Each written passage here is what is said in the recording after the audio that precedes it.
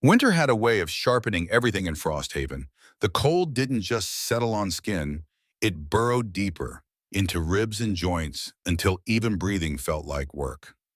Snow drifted through the air in slow spirals, each flake catching pale morning light before vanishing into the white that already buried rooftops and sidewalks. The town was quiet in that northern way, where smoke threads rose from chimneys and the scrape of a shovel against ice carried for blocks. Jackson Mercer, Jack to anyone who'd known him before the divorce, sat alone in the shell of what used to be a construction foreman's office. The building was abandoned now, windows cracked, door hanging crooked on rusted hinges. He'd wedged a piece of plywood over the worst of the gaps, but wind still knifed through. His military surplus sleeping bag lay rolled in the corner next to a dented camp stove. The smell of propane and old concrete filled the space. He was 38 but felt older.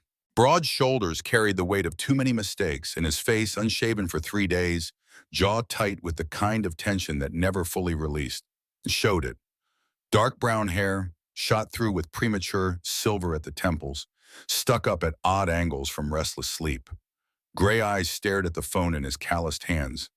The screen dimmed to save battery. The last text from his ex-wife sat unanswered. Emma keeps asking when she can see you. Judge said supervised only until you prove stable housing. Get your life together, Jack. Stable housing. The phrase landed like a fist every time he read it. He'd lost the apartment 2 months ago when the construction company folded.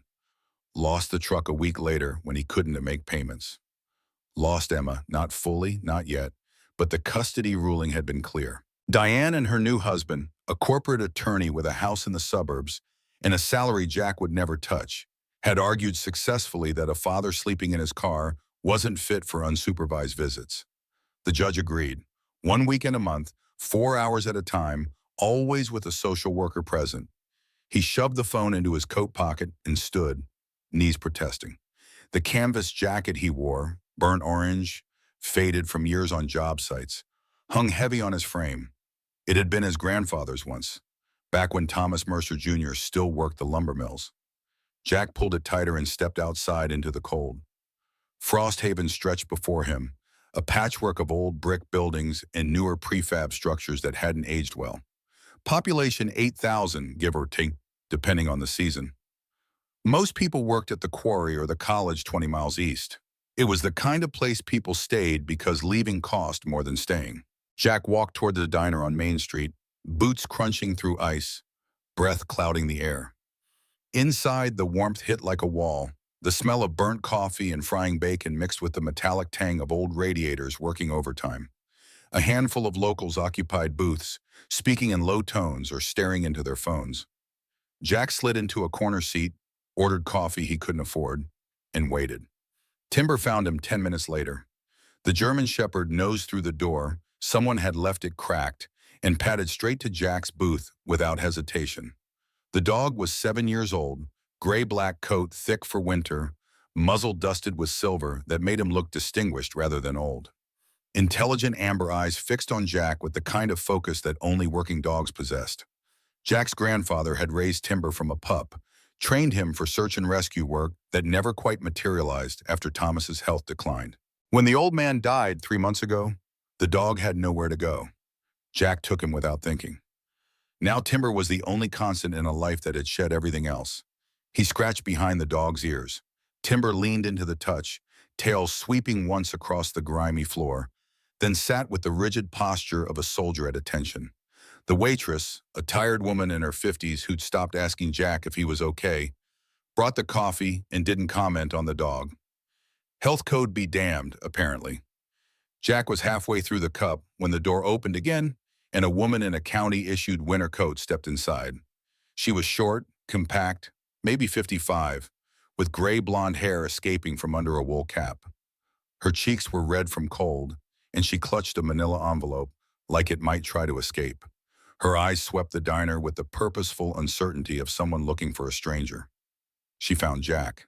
He could tell by the way her expression shifted, relief mixed with something that might have been pity. She approached the table, pulled off one glove, and extended a hand. Jackson Mercer? He nodded, didn't stand. Timber's ears pricked forward, body tensing in that evaluating way he had around new people. I'm Laura Chen, County Probate Office. Jack's stomach dropped. Probate meant death, estates, things he didn't have the bandwidth to deal with. His grandfather's funeral had been a small affair. Just Jack, Diane dropping Emma off for an hour so she could say goodbye to her great-grandfather, and Frank Calloway, the old man's best friend. There hadn't been much to settle. Thomas lived on Social Security and a pension from 40 years at the mill.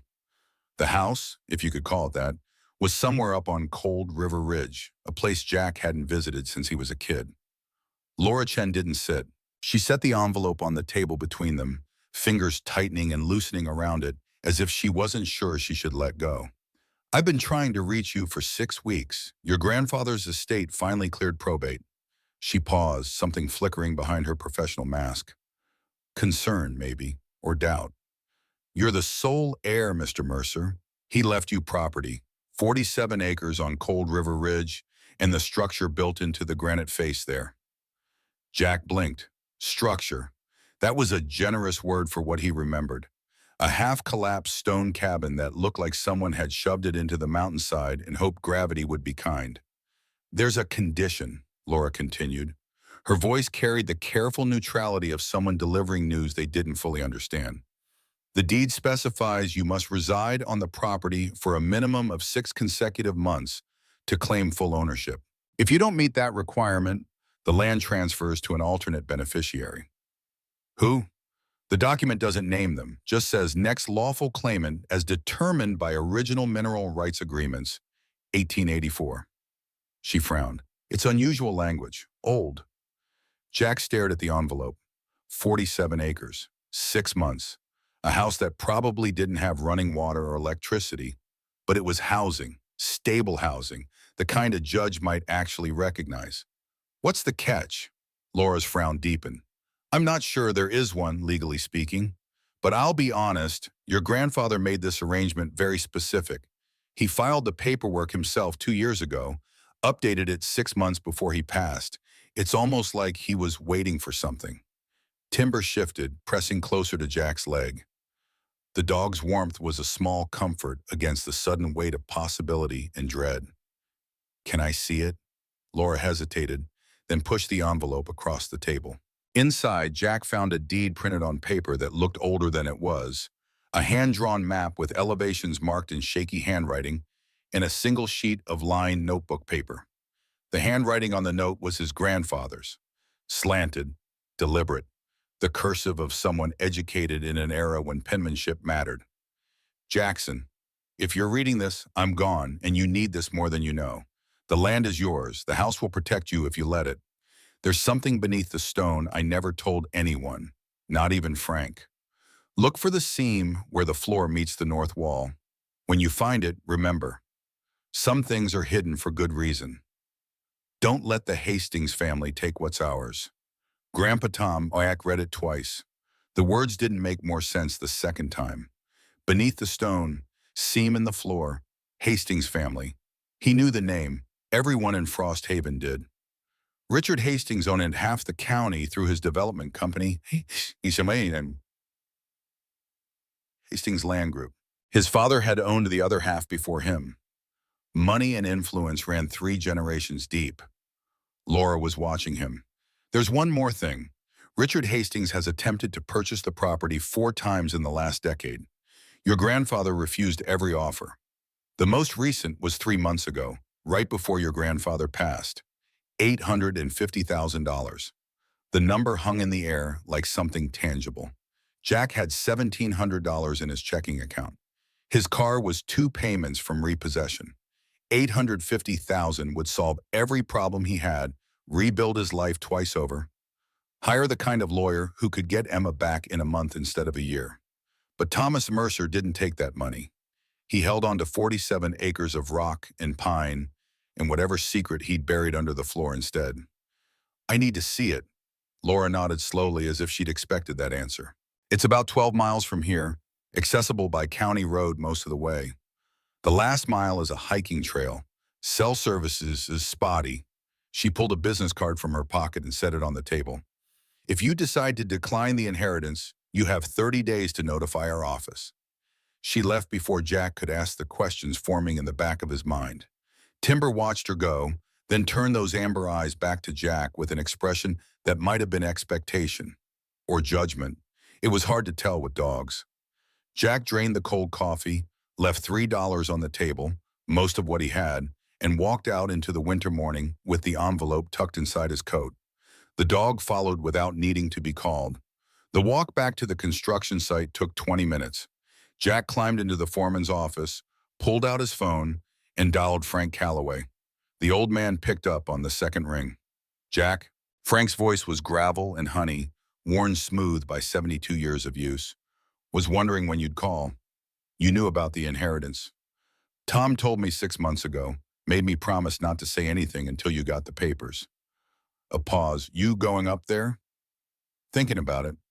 Don't think. Go. Today. Frank's tone shifted, losing the casual warmth. Richard Hastings has been sniffing around that ridge for 40 years. Your grandfather wouldn't sell, wouldn't explain why. Just kept saying the land had to stay in the family. If you wait, Hastings will find a way to make it complicated. He offered $850,000. Tom turned down more than that. Last offer I knew about was over $1 million. Jack's hand tightened on the phone. $1 million for rocks and trees and a collapsing house. It didn't make sense unless there was something else. Something worth more than money to people who already had it. What's up there, Frank? Silence stretched. Then, I don't know.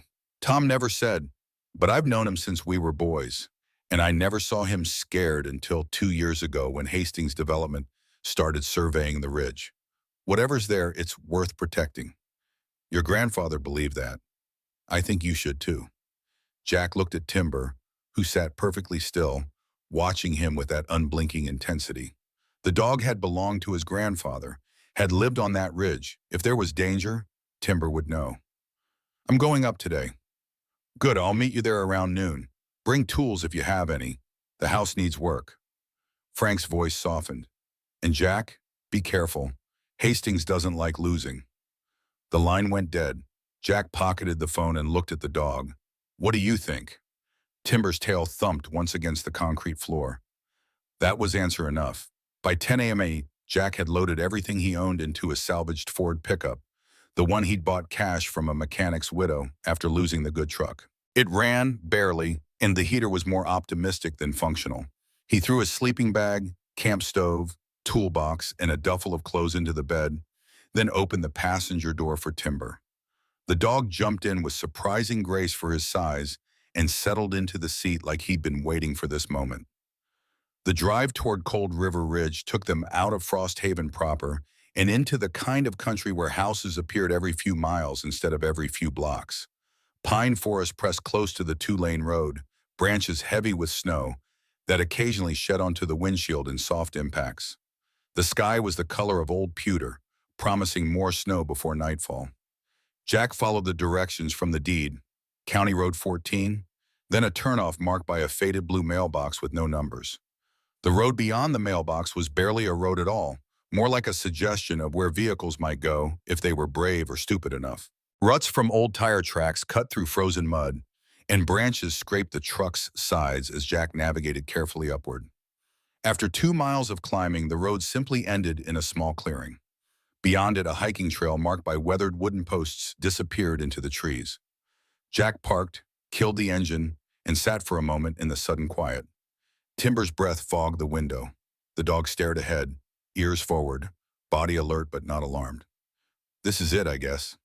Jack grabbed his toolbox, lighter than it used to be, half the good tools sold months ago, and a flashlight.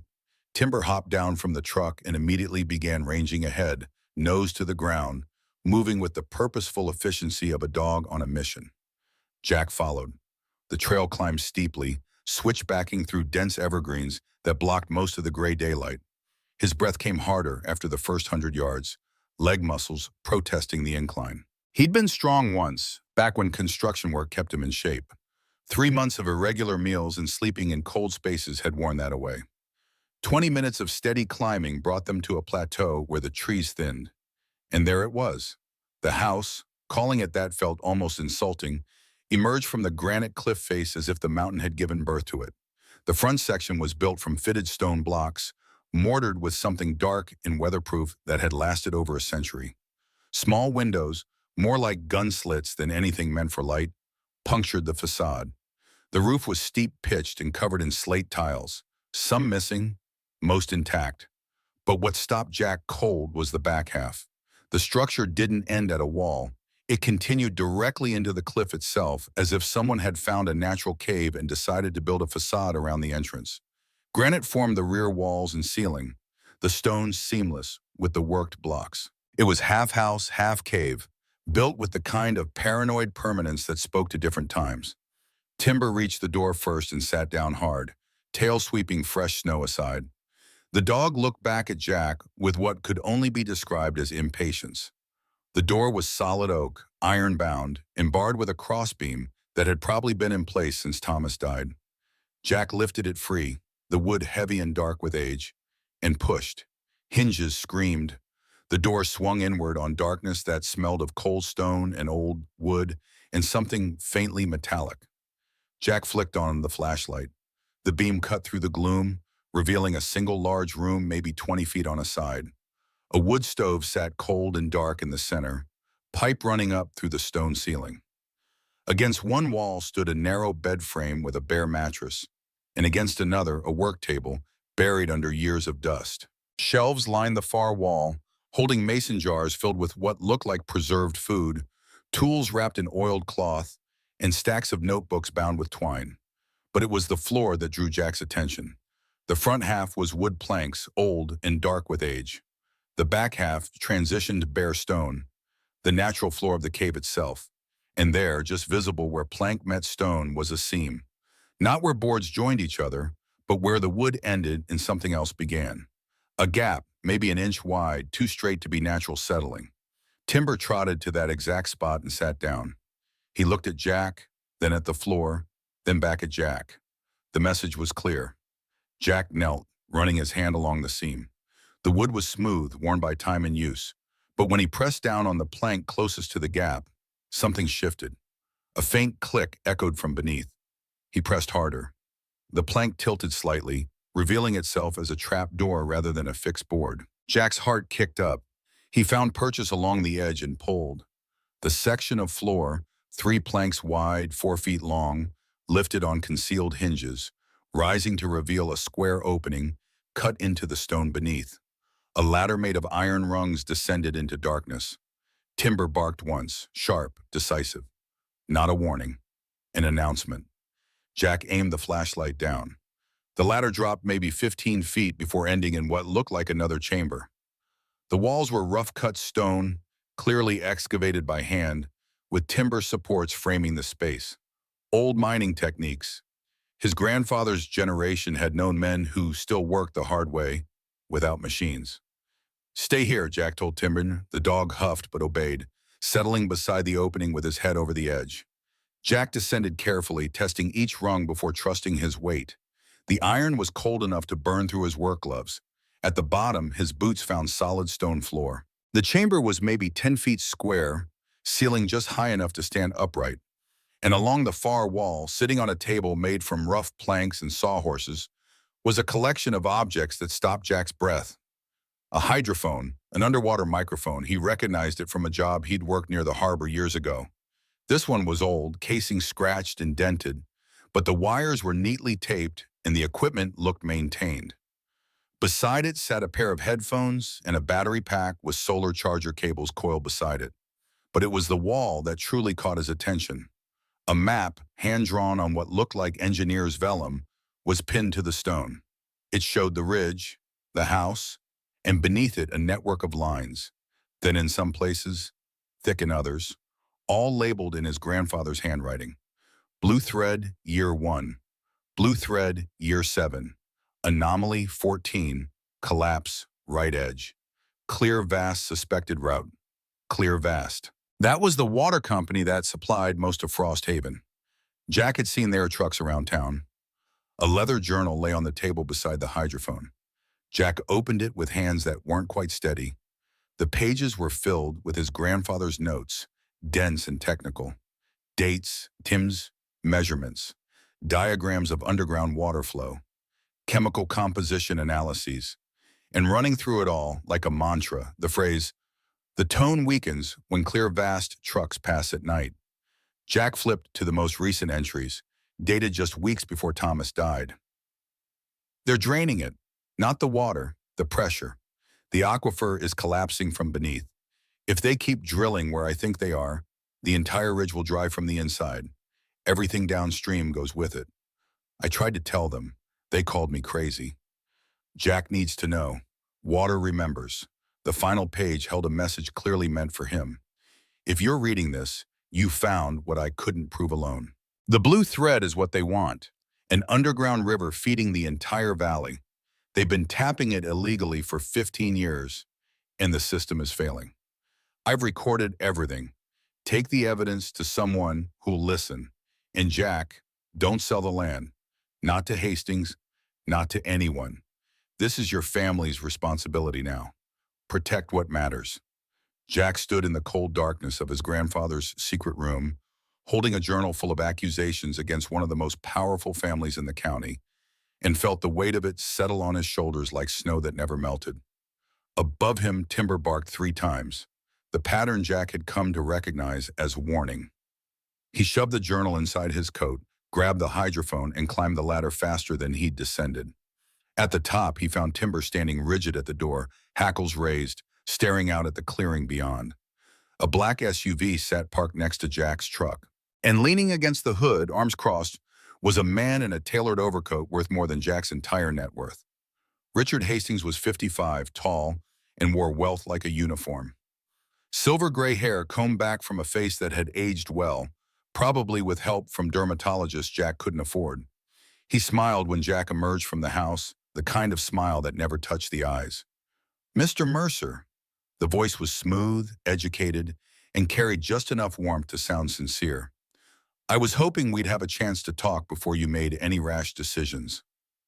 Jack stopped 10 feet away, Timber pressed against his leg. The dog hadn't barked again, but the low rumble in his chest was constant. "You're trespassing." Richard's smile widened by a fraction. "Technically, I'm on county easement land, but let's not split hairs." He pushed off the SUV and took a step forward. "I knew your grandfather. Good man. Stubborn, but good. He never understood business, though.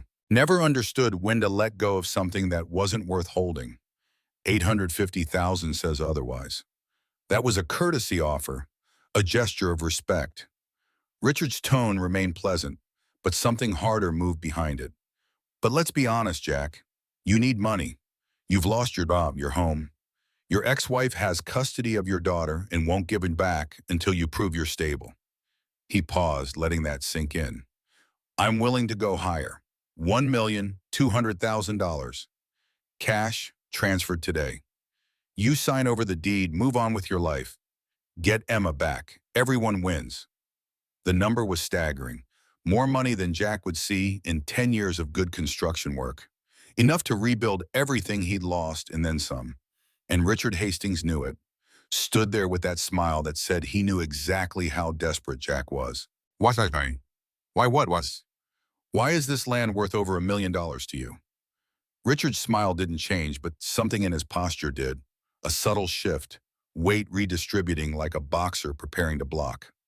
"Development potential. Tourism. The ridge has magnificent views, perfect for a high-end resort. We've been acquiring properties in the area for years." "Bullshit," the smile finally cracked. "Excuse me?" Jack pulled the journal from his coat and held it up. "My grandfather kept records, 20 years of monitoring the water table beneath this ridge. He knew what you were doing." Richard's expression went carefully blank. The pleasant mask he'd worn since arriving vanished, replaced by something colder and infinitely more dangerous. When he spoke again, the warmth was gone from his voice. "Your grandfather was a paranoid old man who saw conspiracies in weather patterns. Whatever he wrote in that book is fantasy." He took another step forward. Timber's rumble grew louder. "You're in over your head, Jack. Take the money, walk away, keep your daughter, or stay here, fight a battle you can't win, and lose everything anyway." His eyes hardened. "Because you will lose. I have 30 lawyers and more patience than you have resources, and I always get what I want. Jack felt his jaw tighten. Every instinct screamed at him to throw a punch, to drag this smug bastard off his property and through the snow. But that was old Jack, the one who let anger make decisions. That Jack had cost him everything already. Get off my land. Richard studied him for a long moment, then nodded slowly. I gave you a chance. Remember that. He walked back to the SUV, opened the door, then paused. One more thing. Your ex-wife, Diane, she works for my company's legal department. Has for 6 months. Her new husband, too. It would be a shame if their continued employment depended on you being reasonable. He climbed into the vehicle and drove away, tires crunching over frozen ground, leaving Jack standing in the clearing with his grandfather's secrets and the dawning realization that he'd just made an enemy of the most powerful man in the county. Timber sat down heavily, leaning against Jack's leg.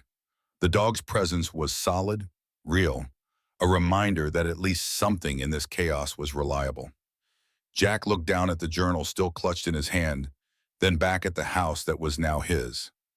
The structure looked different now, not like a ruin waiting to collapse, but like a fortress built by someone who knew enemies would come eventually. Thomas Mercer had held this ground for decades against pressure Jack was only beginning to understand. The sound of another vehicle approaching pulled him from his thoughts. This one was older, a battered Chevy pickup with rust eating through the wheel wells and a pine tree air freshener hanging from the mirror. It stopped beside Jack's truck, and Frank Calloway climbed out. He was 72 but moved with the careful deliberation of someone who'd learned to work with his body's limitations. Tall and lean, with white hair cropped military short and hands that showed 50 years of woodworking. Calloused, scarred, but steady. He wore a canvas coat similar to Jack's and carried a toolbox that had seen better decades. Saw Hastings driving down the mountain. Frank's voice was level, but his eyes were sharp. What did he want? Over $1 million for the land. Frank whistled low. He's getting desperate. He walked to the house, looked it over with the practiced eye of someone who'd helped build it, then turned back to Jack. What did you tell him? No, a smile cracked Frank's weathered face. Good. Tom would be proud. He set down his toolbox and pulled out a thermos. Coffee first, then you can show me what you found. They sat on a fallen log at the clearing's edge, drinking coffee that was somehow still hot, despite the cold. And Jack told him about the hidden room, the hydrophone, the journal. Frank listened without interrupting, his expression growing more serious with each detail. When Jack finished, Frank was quiet for a long time. Finally, he spoke. I knew Tom was onto something. He stopped talking about it years ago, but I knew. He'd disappear up here for days at a time, wouldn't explain why. He took another sip of coffee. The Hastings family has history with this ridge. Your great-great-grandfather, Thomas Mercer Sr., worked the gold claims up here in the 1880s. He and Henry Hastings, Richard's great-great-grandfather, were partners. Jack felt something cold settle in his stomach. What happened? They found gold, big strike from what the stories say, but they fought over how to split it, how to proceed. Henry wanted to bring in investors, turn it into a major operation. Thomas wanted to keep it small, family-owned. The disagreement got ugly. There was a cave-in. Official story was an accident, but Thomas always claimed Henry tried to kill him. Frank's eyes went distant. Thomas survived, pulled out the gold they'd already extracted, and sealed the mine. Built this house over the entrance. The Hastings family has been trying to get access ever since. 140 years of grudge? Not a grudge. Whatever's under this mountain, it's worth more than gold. Frank stood, joints popping. Come on, let's see if that hydrophone still works. They descended into the hidden room together, Frank moving carefully down the iron ladder. He looked around the space with obvious familiarity. He'd been here before, Jack realized. His grandfather had trusted Frank with at least some of the truth. Frank examined the hydrophone, checking connections and testing the battery pack. Solar panels on the roof were still good. Tom installed them 5 years ago. He plugged in the headphones and flipped a switch. A small LED glowed green. Still operational. Want to hear? Jack took the headphones. Frank adjusted a dial, and suddenly Jack's ears filled with sound. It started as static, but beneath it ran something else. Low, rhythmic, like water moving through hollow spaces. But there was a harmonic quality to it, a resonance that rose and fell in patterns too regular to be natural. It sounded almost musical, like someone playing a note on an instrument made of stone and water. Then the tone shifted, dropped, became irregular, punctuated by sounds that shouldn't be there. Mechanical whirs, the distant thud of heavy machinery. Frank tapped the hydrophone. That's what Tom was tracking, the natural flow versus the interference. He mapped it for 20 years, watched the pattern change as Clear Vast expanded their drilling operations. He pulled up one of the vellum sheets from a shelf. This shows their legal drilling sites. He placed another sheet over it. This shows where Tom triangulated the actual drilling based on pressure changes and sound patterns. The two maps didn't match. The actual drilling extended far beyond the permitted boundaries, cutting into the ridge from multiple angles, all converging on a central point beneath Thomas Mercer's house. They're not just stealing water, Jack said slowly. They're trying to get under the house. That's what Tom believed, that they're using the drilling as cover for something else, something to do with what Henry Hastings failed to take in 1884. Frank folded the maps carefully. Your grandfather documented everything, dates, ounce, seismic readings. He tried to present it to the county board 15 years ago. They dismissed him as a crank. Clear Vast's lawyers made him look foolish. After that, he stopped trying to convince people and just kept recording. Jack pulled out his phone. No signal. He tried anyway, pulling up the browser, but nothing loaded. He was too far up the mountain. I need to get this to someone who'll actually investigate. Who? County officials won't touch Clear Vast. They fund too many campaigns. State Environmental Agency is backlogged for years. Frank's tone was grim. And the moment you go public, Hastings will bury you in lawsuits, injunctions, and motions. He'll tie you up in court until you run out of money for lawyers, which will be about 5 minutes from now. So what do I do? Just live here and let them keep drilling? Frank looked at him steadily. You do what Tom did. You document everything. You find proof so solid that not even Hastings' money can explain it away. And you protect this land until you can. He picked up the journal. This is good, but it's not enough. You need video, expert witnesses, caught-in-the-act evidence. The kind that makes headlines too big to ignore. Jack felt the walls of the cave pressing in. He'd come here looking for a house, a way to get Emma back. Instead, he'd inherited a war. Why didn't he tell me? In the note, he could have explained. Because if he told you, you'd have known what you were getting into. Frank's voice softened. He wanted to give you a choice, to let you discover it on your own terms, decide whether the fight was worth it. He placed a hand on Jack's shoulder, the grip firm and steady. Your grandfather fought alone for 2 decades. You don't have to. I'm here. And there are others in town who know something's wrong. Even if they don't know what, you're not as isolated as you feel. They climbed back up to the main room. Outside, the light was fading, gray afternoon bleeding into the darker gray of evening. Frank helped Jack unload the truck, carrying the supplies into the house while Timber supervised from his post by the door. Wood stove works, Frank said, opening the iron door and peering inside. Chimney's clear. Tom cleaned it last spring. You've got water from a spring about 50 yards east, runs year-round. Outhouse is behind that stand of pine, surprisingly well-maintained. He grinned. You won't be comfortable, but you won't freeze or starve. Paradise. Could be worse. At least you've got a roof. Frank pulled on his gloves. I need to get back before dark. Come into town tomorrow. There's someone you should meet. Sarah Donnelly runs the library. If there are historical documents about the original land claims or the old mining operations, she'll know where they are. He left as the first snowflakes of evening began to fall. Jack watched the truck's taillights disappear down the mountain, then turned back to the house that was now his home. The fire took 20 minutes to build properly, feeding kindling until the larger logs caught. Heat began to fill the space, pushing back the cold that had settled into the stone walls. Timber claimed the spot directly in front of the stove, circling 3 times before collapsing with a satisfied grunt. Jack sat at the work table, the journal open before him, and began to read. His grandfather's handwriting was methodical, the notes of someone trained to document rather than interpret. But patterns emerged. Every time Clear Vast ran equipment at night, Always at night, always when oversight was minimal. The hydrophone recorded changes in the underground water flow.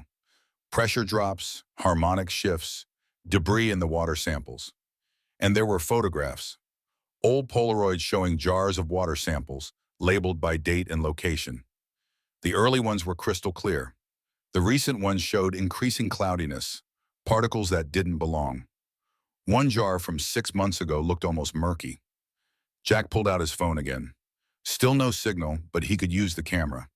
He photographed every page of the journal, every map, every sample jar still sitting on the shelves. If something happened to the originals, at least there would be copies. By the time he finished, full dark had fallen. The only light came from the fire, painting shadows that danced across stone walls. Timber slept soundly, paws twitching with dreams. Jack rolled out his sleeping bag on the bare mattress and lay down, exhaustion finally catching up with him. But sleep wouldn't come. His mind kept circling back to Richard Hastings standing in the clearing, delivering threats wrapped in courtesy. To Diane working for his company, their daughter's life tangled with the same family that had been trying to steal this land for over a century.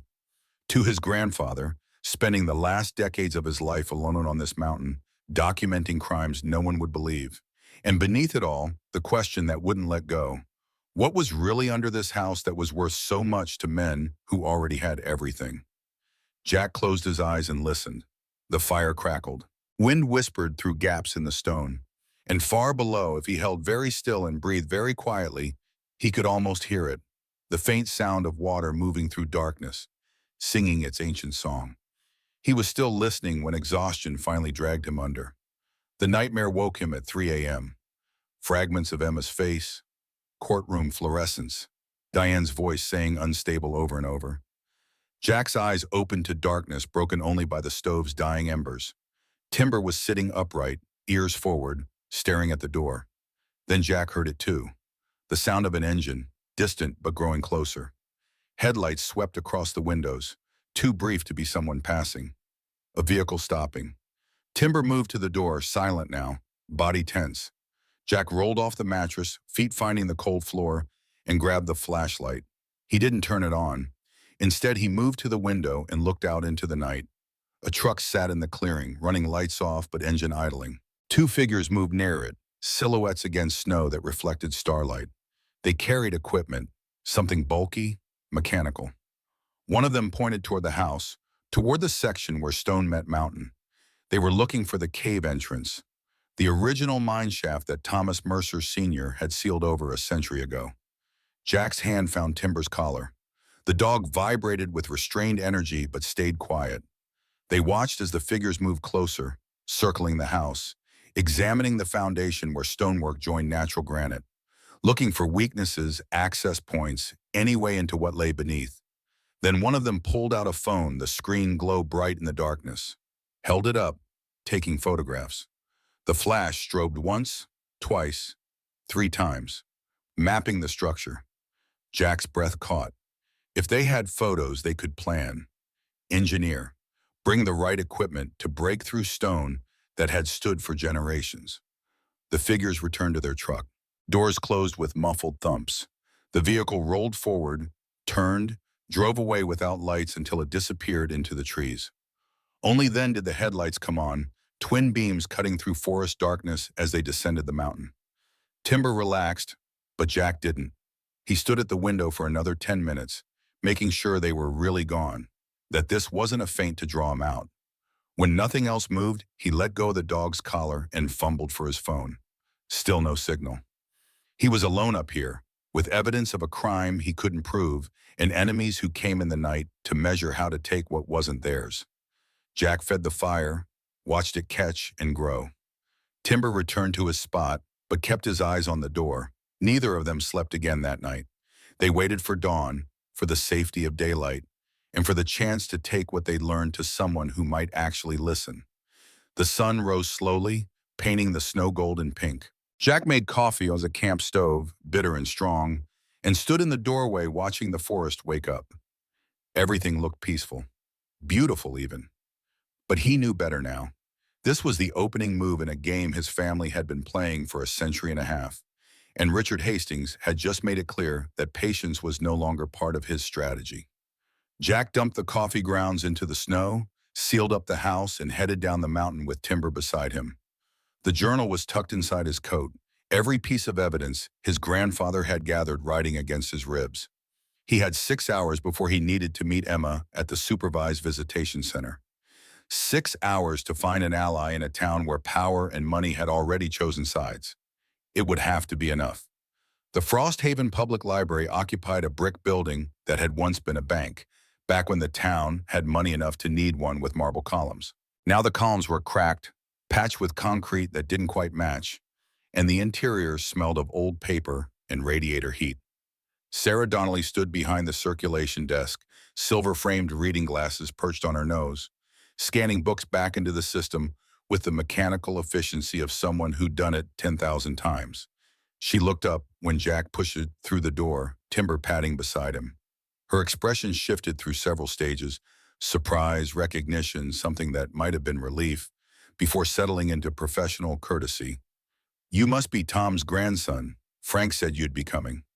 Jack approached the desk, aware of how he must look after a sleepless night in a house with no running water. "He said you might have historical documents about the old mining claims." Sarah's eyes flicked to the journal barely concealed inside his coat, then back to his face. She stepped out from behind the desk, moved to the door, and flipped the sign from open to closed. The lock clicked with a finality that made Jack's pulse jump. "Follow me." She led them through stacks of books organized by some system that probably made sense to librarians, past reading tables where dust motes hung in weak morning light, to a door marked private. Beyond it lay a smaller room lined with filing cabinets and boxes stacked on metal shelving. An old microfilm reader sat on a corner desk, yellowed with age. Sarah pulled a box from a high shelf with practiced ease, set it on the table, and removed the lid. Inside lay folders stuffed with photocopied documents, newspaper clippings brittle with age, and hand-drawn maps on paper so old it crackled when touched. "Your grandfather came here every few months for 20 years, she began, voice low despite the empty library. "Always looking for the same things: original land surveys, mining claims from the 1880s, water rights documentation. He never told me why, but I'm not stupid. I saw the pattern." She pulled out a folder labeled Mercer Hastings Claim Dispute, 1884 to 1889. This is what he kept coming back to. Jack opened the folder. The first document was a partnership agreement dated April 1884, signed by Thomas Mercer Sr. and Henry Hastings. Flowery language about joint exploitation of mineral resources, equal division of profits, mutual trust between parties. Standard stuff. The next document was dated 6 months later, a complaint filed by Thomas Mercer alleging breach of contract, attempted murder, and theft of extracted gold. The third document was a witness statement from someone named Wilhelm Koenig, a mining engineer employed by the partnership. His testimony was damning. "On the night of October 14, 1884, I observed Henry Hastings deliberately weaken support timbers in shaft number 3, where Thomas Mercer was working alone. The subsequent collapse was no accident. Only Providence and Mr. Mercer's quick thinking saved his life." "That's explosive," Jack breathed. "Why didn't this end the Hastings family?" Look at the next page.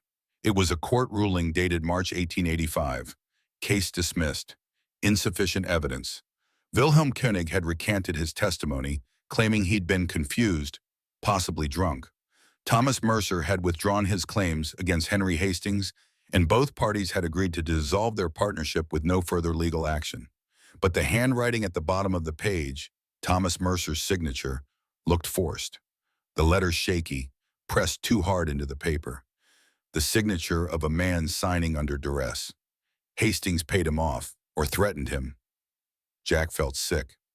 More likely both. Sarah pulled out another folder, this one stuffed with newspaper clippings from the Frost Haven Chronicle, circa 1885-1890. Thomas Mercer disappeared for 2 weeks after the court case. When he came back, he built that house of yours and never spoke about the partnership again. But the gold he and Henry had extracted? Never found. Henry searched for it until he died in 1912. His son searched. His grandson. Now Richard. Jack spread the documents across the table, photographing each one with his phone. The battery was at 40%. He'd need to charge it soon, but not before capturing everything. There's more. Sarah's tone shifted, became more urgent. 6 months ago, Tom brought me something else. Said if anything happened to him, I should give it to whoever inherited the house. She opened a locked drawer in the desk, pulled out a manila envelope, sealed with tape, and his grandfather's signature across the seal. He made me promise. I've been carrying it around since the funeral, waiting for you to show up. Jack broke the seal. Inside was a single sheet of paper with an address, 22847 Pinewood Drive, Frost Haven, and a name, Marcus Webb, Ph.D., Geology. Below it, his grandfather's handwriting. He'll believe you. He already suspects. Don't go alone. Who is he? Retired professor from the state university. Moved here 5 years ago to be close to his daughter. Your grandfather hired him as a consultant, paid him to analyze water samples and seismic data. Sarah's expression was grave. Dr. Webb filed a report with the State Environmental Protection Agency 3 years ago. It went nowhere. Clear Vast lawyers got an injunction blocking further investigation, citing trade secrets and competitive harm. Jack felt pieces clicking together. Do you think he'd testify if we had more evidence? I think he'd do a lot more than that. She pulled out her own phone, texted quickly. I'm telling him you're coming. Go now, before word gets around that you're asking questions. Word? Sarah gave him a look that said he was being naive. Frost Haven has 8,000 people. Everyone knows everyone's business within about 15 minutes. Richard Hastings probably knows you spent the night at the house. He definitely knows you turned down his money.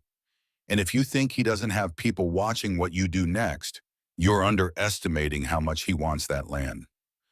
Jack glanced at Timber, who sat alert by the door. The dog's ears were forward, focused on sounds beyond Jack's hearing. We appreciate the help. Don't thank me yet. Sarah locked the drawer, returned the boxes to their shelves. Your grandfather was the stubbornest man I ever met. Took him 20 years to build a case strong enough that someone might actually listen. You don't have 20 years. Richard's running out of patience, which means he's getting dangerous. Whatever you do it fast. The address Sarah had given him led to a neighborhood on the east side of town where houses sat on half-acre lots and the driveways were clear of snow because people paid services to handle such things. Marcus Webb's house was a modest ranch style with blue shutters and a Toyota sedan parked in front. A very old Toyota, Jack noted, the kind a retired professor on a fixed income would drive. Jack knocked. Timber sat beside him, alert but calm. Footsteps approached from inside and the door opened to reveal a man in his late 60s, medium height, slight build, with wispy gray hair that stuck up at odd angles as if he'd been running his hands through it. Wire-rimmed glasses magnified tired brown eyes, and he wore a cardigan with elbow patches that Jack had thought only existed in movies. You're Thomas's grandson. Not a question. Marcus Webb stepped aside. Come in before someone sees you standing on my porch. The interior was exactly what Jack expected from an academic. Books everywhere, stacked on tables, lining shelves that covered every wall.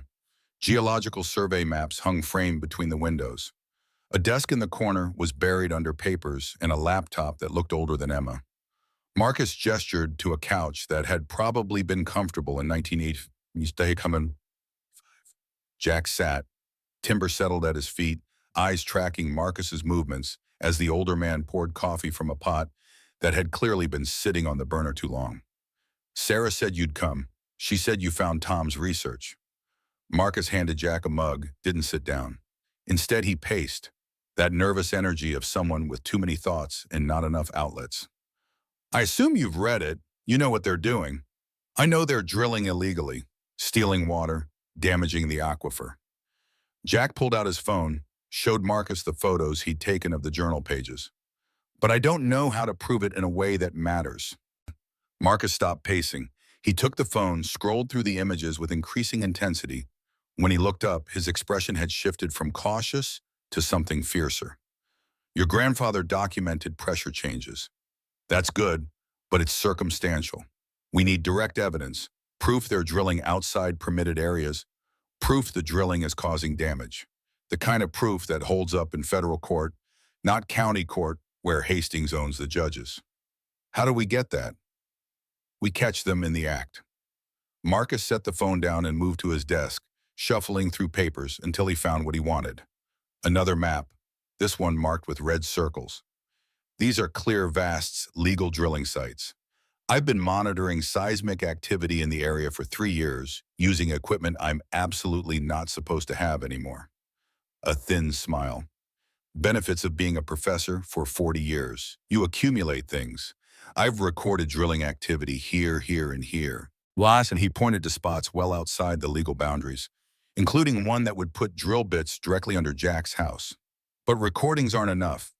We need physical access to the illegal sites, photographic evidence of the equipment, documentation of the drill depths and trajectories. They're not going to invite us to look around. No, but they're creatures of habit. I've documented their patterns. They run the illegal rigs at night, usually between 2 and 5 a.m., 3 to 4 times per week. Minimal staff, maximum deniability. If they're caught, they claim it's independent contractors violating protocol. They pay fines, contractors get fired, nothing sticks to the Hastings family. Marcus's hands tightened on the map edges. But if we can get video of Richard Hastings himself at an illegal site, giving orders, that's conspiracy. That's criminal. Jack thought about the figures he'd seen at 3 a.m., photographing his house. They were at the property last night, surveying. Marcus's expression went dark. Then they're escalating, probably planning a move in the next few days. He pulled out a small device from his desk drawer, looked like a walkie-talkie crossed with a seismograph.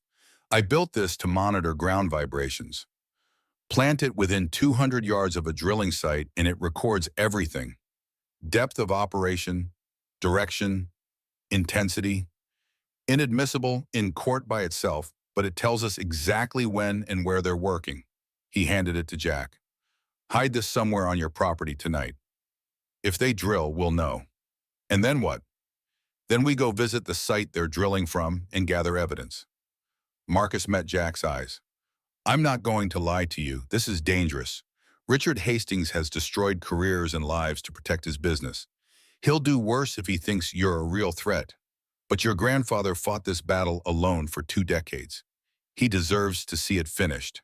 Jack thought about Emma, about the custody hearing scheduled for 3 weeks from now, about what would happen if he got arrested for trespassing or worse while trying to build a case against the most powerful family in the county. Then he thought about his grandfather dying alone with evidence nobody believed, about the figures in the night measuring how to steal what wasn't theirs. Tell me what to do.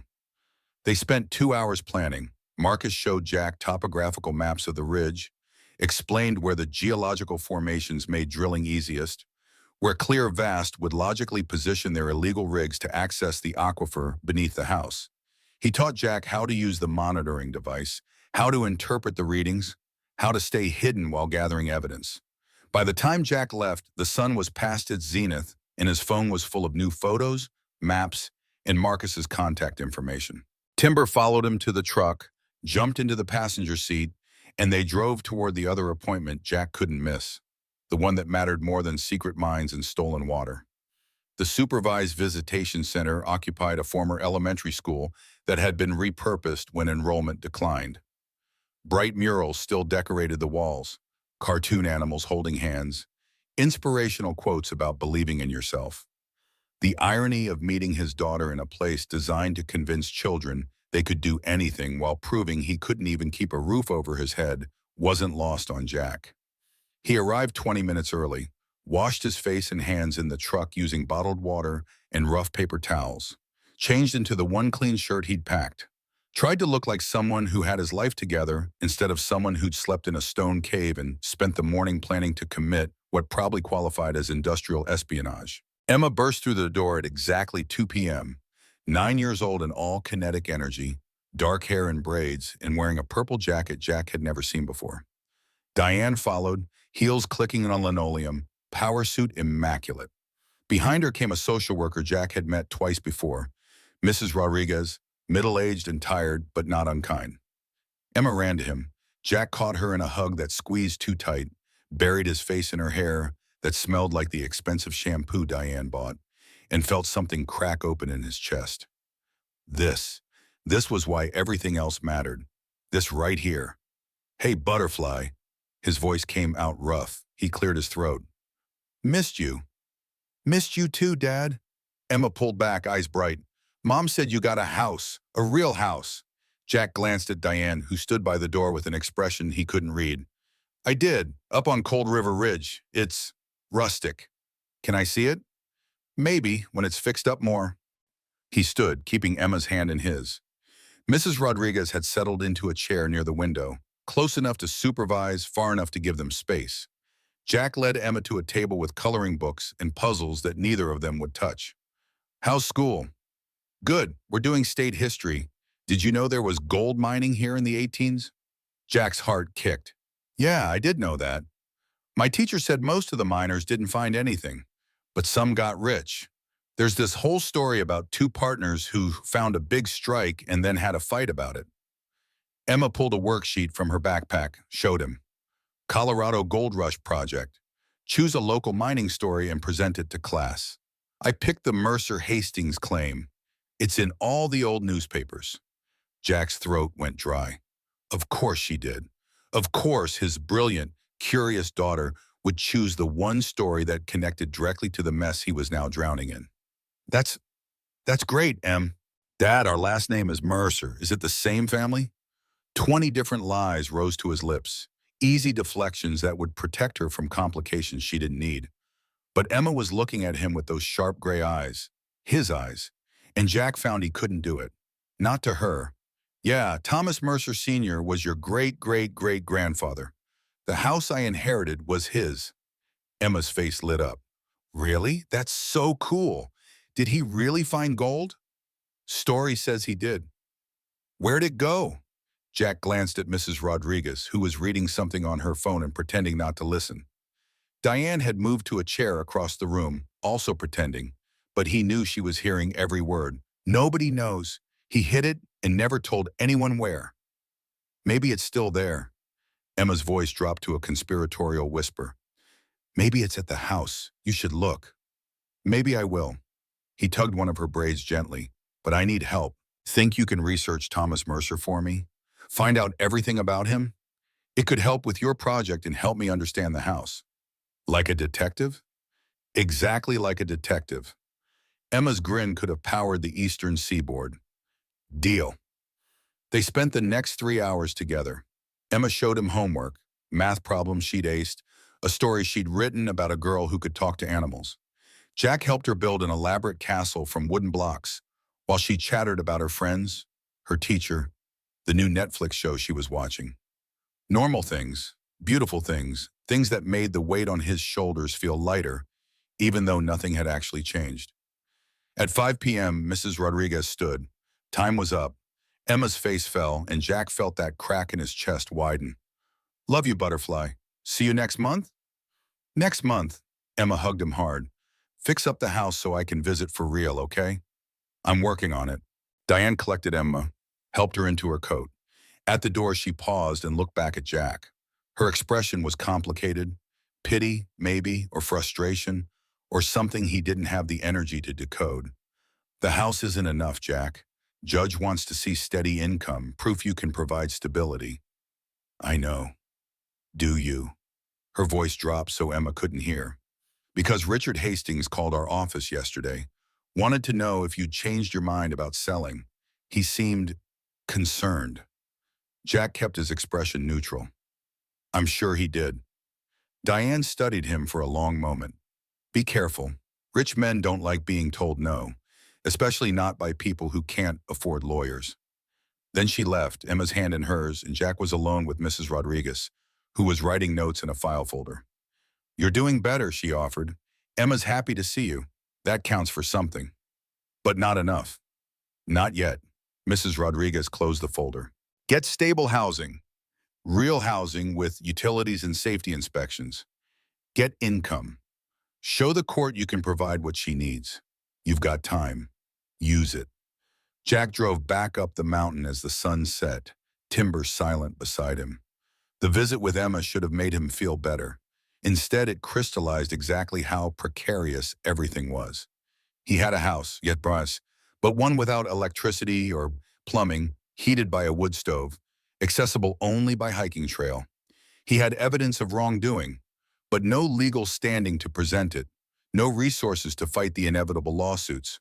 He had allies, but Frank was elderly, Marcus was retired, Sarah was a librarian. What did any of them have that could stand against Hastings' money and power? The house materialized from twilight shadows. Jack parked, grabbed his pack, and hiked the final mile with Timber ranging ahead. The dog's behavior had changed, more alert, more careful, constantly checking back to make sure Jack followed, as if Timber knew something was coming. Inside, Jack built a fire, heated canned stew on the camp stove, and ate mechanically while studying the maps Marcus had given him. The monitoring device sat on the table, small and innocuous. He'd plan it after dark, hide it where the drilling vibrations would register clearly, but where casual inspection wouldn't reveal it. At midnight, he suited up, dark clothes, winter gear, good boots. Timber watched with interest as Jack slipped out the door into cold so sharp it burned his lungs. Stars overhead were brilliant, undimmed by light pollution. The snow had frozen into a crust that crunched with each step. Jack found the spot Marcus had marked, a granite outcropping about 200 yards northeast of the house, elevated enough to give the sensors a clear view of the subsurface activity below. He dug through snow to bare rock, found a crevice, and wedged the device deep inside. It activated with a faint vibration, then went silent. Well, recording. He was halfway back to the house when Timber's growl stopped him cold. The dog stood rigid, facing south toward the trail that led down to the road. Hackles up, ears forward, body coiled with tension. Jack clicked off his flashlight and waited. Voices, faint but carrying in the still air. 2 people, maybe 3, hiking up the trail. After midnight. Nobody came up here after midnight except people who didn't want to be seen. Jack moved quickly back to the house, Timber close behind. Inside, he killed the fire, doused the lamp, and positioned himself at a window that gave him a view of the clearing. Waited. 3 figures emerged from the tree line 15 minutes later. They carried equipment, surveying tools, he thought, and something heavier. They moved with the confidence of people who'd done this before, spreading out to examine the house from different angles. One of them produced a tablet computer, bright screen casting blue light on their face. Young guy, maybe late 20s, wearing a clear vast water uniform jacket. The other 2 were older, dressed like contractors. They moved to where the house met the mountain, examining the junction with flashlights. One pulled out what looked like a ground-penetrating radar unit, commercial grade, expensive. They set it up, began scanning the rock face. Jack's hands clenched. They weren't just surveying anymore. They were mapping the subsurface structure, looking for the sealed mine shaft, for any access point that would let them reach what lay beneath without having to go through Jack's house. If they found it, they could tunnel in from another angle, extract whatever they were after, and Jack would never even know until it was too late. Timber pressed against his leg, still growling low. Jack's hand found the dog's collar, kept him quiet. They couldn't confront 3 men with professional equipment and unknown intentions. Not without backup, not without a plan. The surveying continued for an hour. They took readings, marked positions on the tablet, photographed everything. Then, just as suddenly as they had arrived, they packed up and left. The sound of their voices faded down the trail, engines starting in the distance, headlights briefly illuminating trees before darkness swallowed them. Jack waited another 30 minutes before moving. He grabbed his own phone, went outside, and photographed every footprint, every mark in the snow where equipment had rested. Measurements, angles, anything that might prove what happened here tonight. The monitoring device hidden in the rocks began to vibrate. Jack felt it through the ground before he heard it, a deep, rhythmic pulse that grew stronger. Somewhere below, drilling had started, the illegal operation Marcus had predicted. They were moving now, pushing hard, trying to reach their target before Jack could stop them. He pulled out his phone. 1 bar of signal, barely enough. Texted Marcus, "Device is recording, they're drilling now." Then Frank, "They were here tonight, surveying. It's happening." Both men responded within minutes. Marcus, "Get video if you can. I'll be there at dawn." Frank, "Stay put, don't engage alone." Jack stood in the frozen darkness, feeling the mountain vibrate beneath his boots, and wondered how the hell you fought people who came in the night with corporate money and the law on their side. His grandfather had spent 20 years trying. What made Jack think he could do it in 3 weeks? The answer came from the direction of the house. Timber barked, sharp, insistent, the pattern that meant immediate danger. Jack ran. He burst through the door to find smoke. Not from the fire. That was dead cold. From underneath the floorboards. The hidden room. Something down there was burning.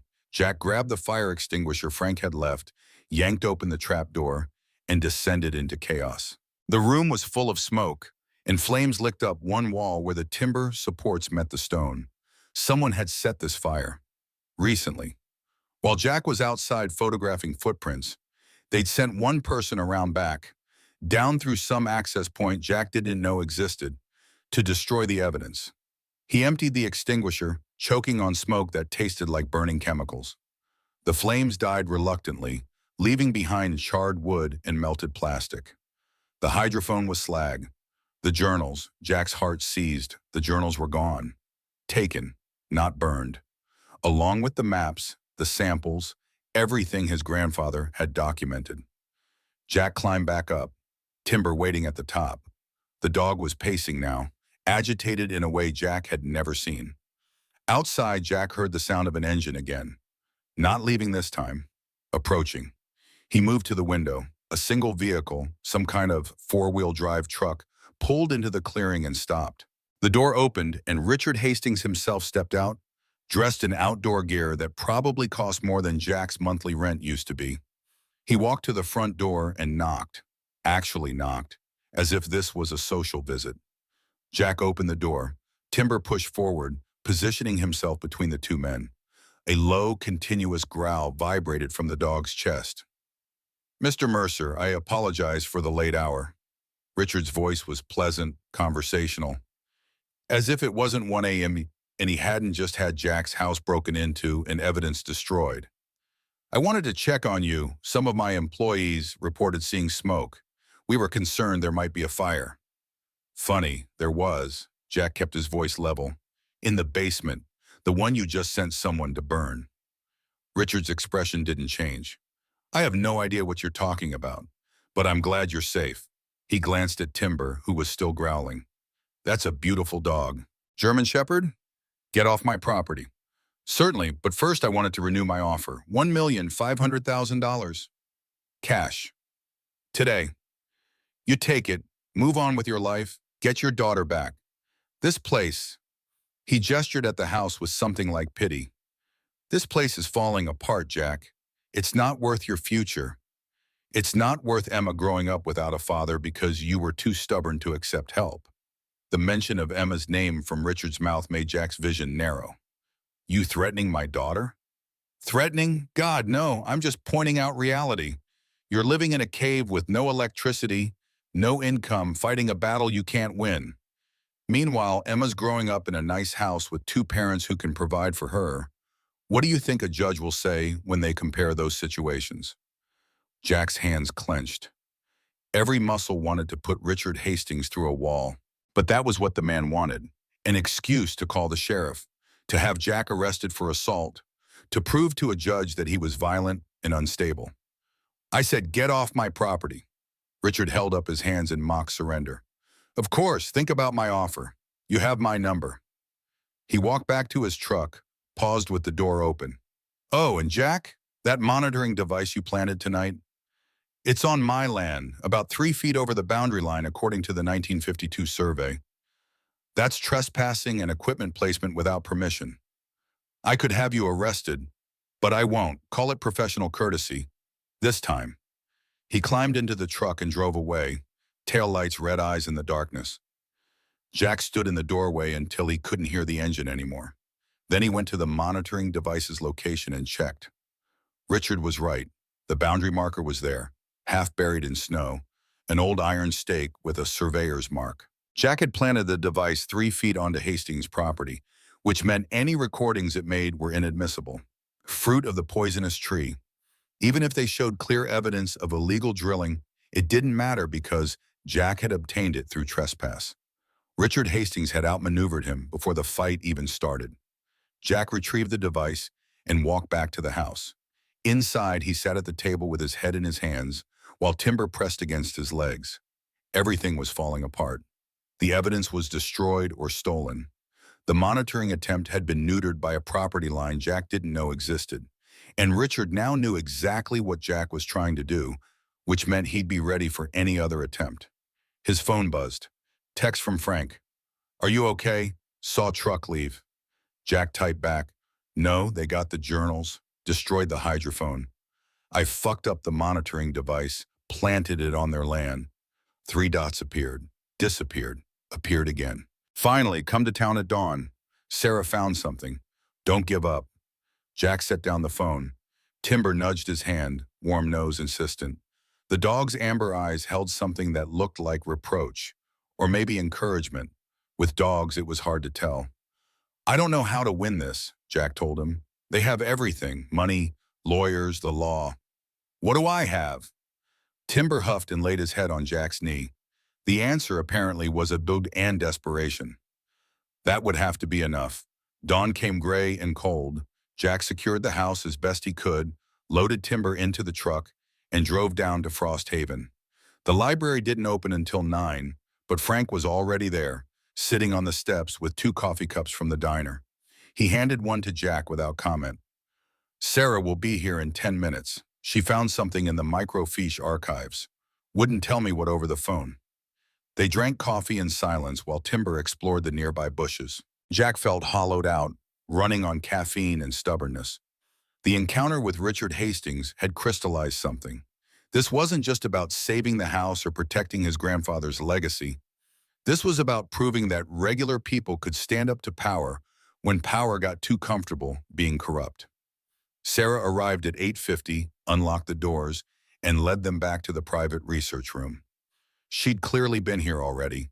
The microfiche reader was set up, a particular slide loaded, the image focused. "I couldn't sleep after you left yesterday. Kept thinking about what Tom was looking for all those years." She gestured at the screen.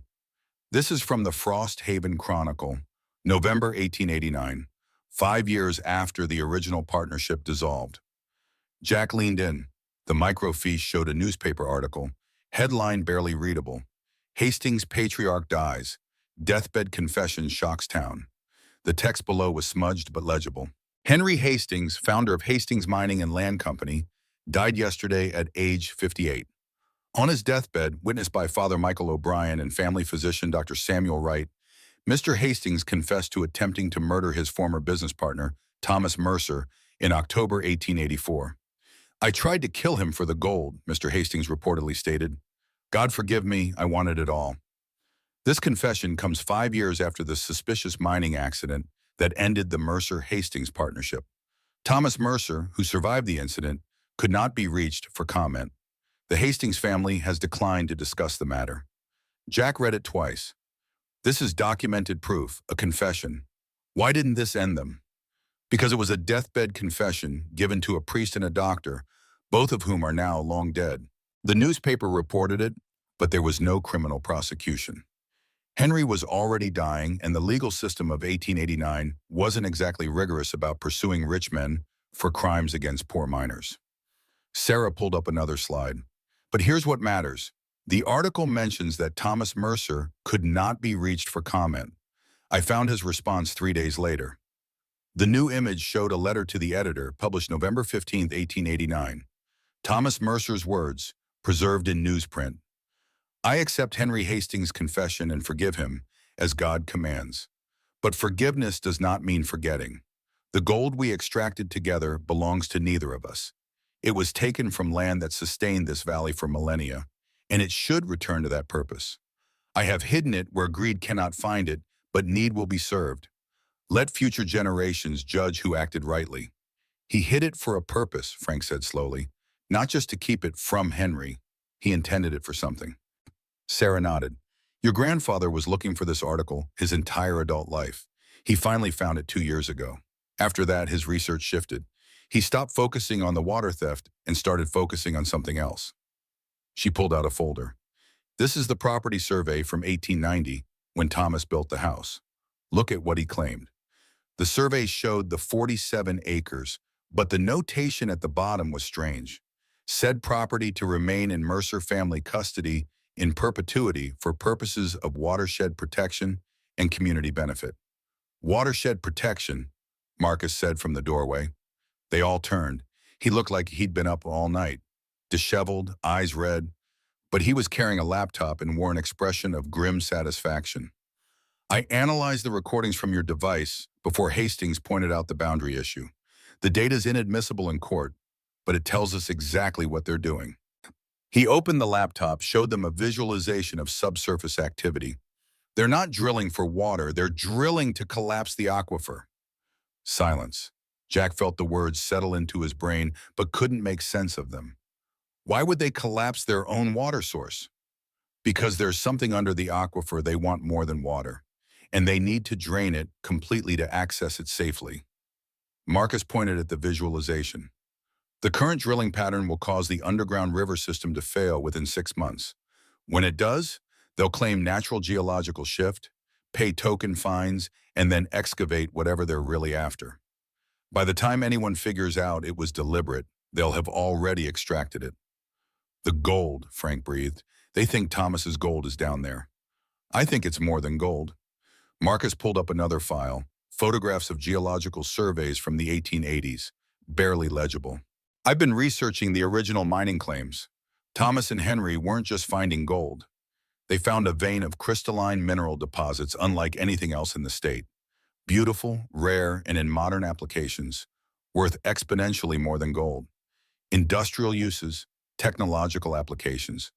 If there's a significant deposit under your house, Jack, it's worth tens of millions, maybe more. Jack looked at the screen, at the layers of sediment and stone his grandfather had lived on top of for decades, protecting something he'd never fully explained. The pieces were starting to fit. The deathbed confession, the watershed protection clause, the decades of monitoring. His grandfather hadn't been a paranoid old man. He'd been a guardian, and now that responsibility had fallen to Jack. So what do we do? Jack's voice came out steadier than he felt. We have inadmissible recordings, historical documents that prove intent but not current crime, and an opponent with infinite resources. How do we win? We don't, Sarah said quietly. Then before Jack could respond, we don't win in court, we win in public opinion. We make this story so big, so documented, so undeniably damning that Hastings can't lawyer his way out. We become the story everyone's watching, and then we gather evidence in broad daylight where they can't stop us without looking guilty. Frank was nodding slowly. Make ourselves too visible to quietly disappear. Exactly. We go to the press. We go to environmental groups. We go to every organization that cares about water rights, corporate accountability, historical preservation. Sarah pulled out her phone. I have contacts. Professor Webb has contacts. Between us, we can get this in front of people who have platforms. Marcus leaned forward. And while we're making noise publicly, we document everything. Every truck, every drilling operation, every move they make, they'll have to either back down or escalate. Either way, we win. Backing down proves we were right. Escalation gives us the evidence we need. Jack looked at these three people, a librarian, a retired professor, an elderly carpenter, who were willing to take on corporate power because it was right, because his grandfather had started a fight none of them could finish alone. They'll come after you too, all of you, if we do this. They're already coming, Frank said. Tom fought alone for 20 years because he thought he was protecting us. But we're not afraid of Hastings money. We're just people who are tired of being quiet. Sarah was already typing on her phone. I'm reaching out to the environmental journalist who covered the water crisis in Flint. She'll be interested. This has all the elements: corporate greed, environmental destruction, little guy versus big money. Marcus opened his laptop again. I'll compile the scientific evidence, write it up in language lay people can understand. If we're going public, we need the story to be airtight. Jack felt something shift in his chest, not hope exactly. He wasn't that optimistic yet, but something adjacent to it. The possibility that he didn't have to fight this battle alone. that maybe his grandfather had been gathering allies all along, people who were just waiting for someone to stand up first. Okay, let's do it. He met each of their eyes in turn. But if this goes wrong, if Hastings comes after you, then we deal with it, Sarah interrupted. Together. That's the point, Jack. You're not alone anymore. None of us are. They spent the next 3 hours planning. Sarah would contact journalists and environmental groups. Marcus would prepare the scientific documentation and expert analysis. Frank would reach out to the few remaining old-timers who remembered Thomas Mercer Sr., get their statements on record. And Jack would do what his grandfather had done, document everything, maintain presence on the land, be the visible face of resistance that Hastings couldn't quietly remove. By noon, the first response came back. The environmental journalist, Melissa Torres from a major news website, was interested, very interested. She'd be in Frost Haven in 3 days to interview Jack and review evidence. Other contacts were responding too. A water rights advocacy group, a historical preservation society. The story was spreading quietly but steadily, building momentum. Jack left the library feeling like he'd just lit a fuse. No idea what would explode or when, but knowing the reaction was inevitable. He had 3 days to prepare, to shore up the house, to make sure Emma was insulated from whatever fallout was coming. He drove back up the mountain as afternoon light slanted through the pines. The house looked different now, not like a burden or a ruin, but like a fortress his great-great-grandfather had built to protect something that mattered, and Jack was going to hold it. Timber hopped down from the truck and immediately went still. Ears forward, nose lifted, testing the air. Then he barked 3 times and bolted toward the house. Jack ran after him. The door was open. He had locked it this morning, he was certain. Inside, the room had been searched. Not violently, not obviously, but methodically. Drawers opened, shelves disturbed, the mattress lifted and replaced slightly crooked. And on the table, where Jack had left his notes about the planned public campaign, sat a single piece of paper. Handwritten, the script elegant and old-fashioned. Your daughter is a lovely child, very bright. She deserves a stable future. Make the right choice, Mr. Mercer. You have 48 hours. R.H. Jack's blood turned to ice. The message wasn't subtle. Richard Hastings had just made Emma part of this, had just implied that continuing to fight would put her at risk. It was a threat wrapped in courtesy, and it was the most dangerous thing Hastings could have done, because now Jack wasn't just fighting for a house or for his grandfather's memory. He was fighting to prove to his daughter that standing up to bullies, even powerful, wealthy, dangerous bullies, was the right thing to do. That justice mattered more than comfort, that some things were worth the risk. He picked up his phone and called Frank. They threatened Emma. Silence on the other end. Then, what do you want to do? I want to fight harder. I want to make them regret threatening my daughter. I want them to know they picked the wrong family to intimidate. Jack's voice was shaking, but not with fear, with rage so pure it felt like clarity. Call everyone. Tell them we're not waiting 3 days. We go public tomorrow.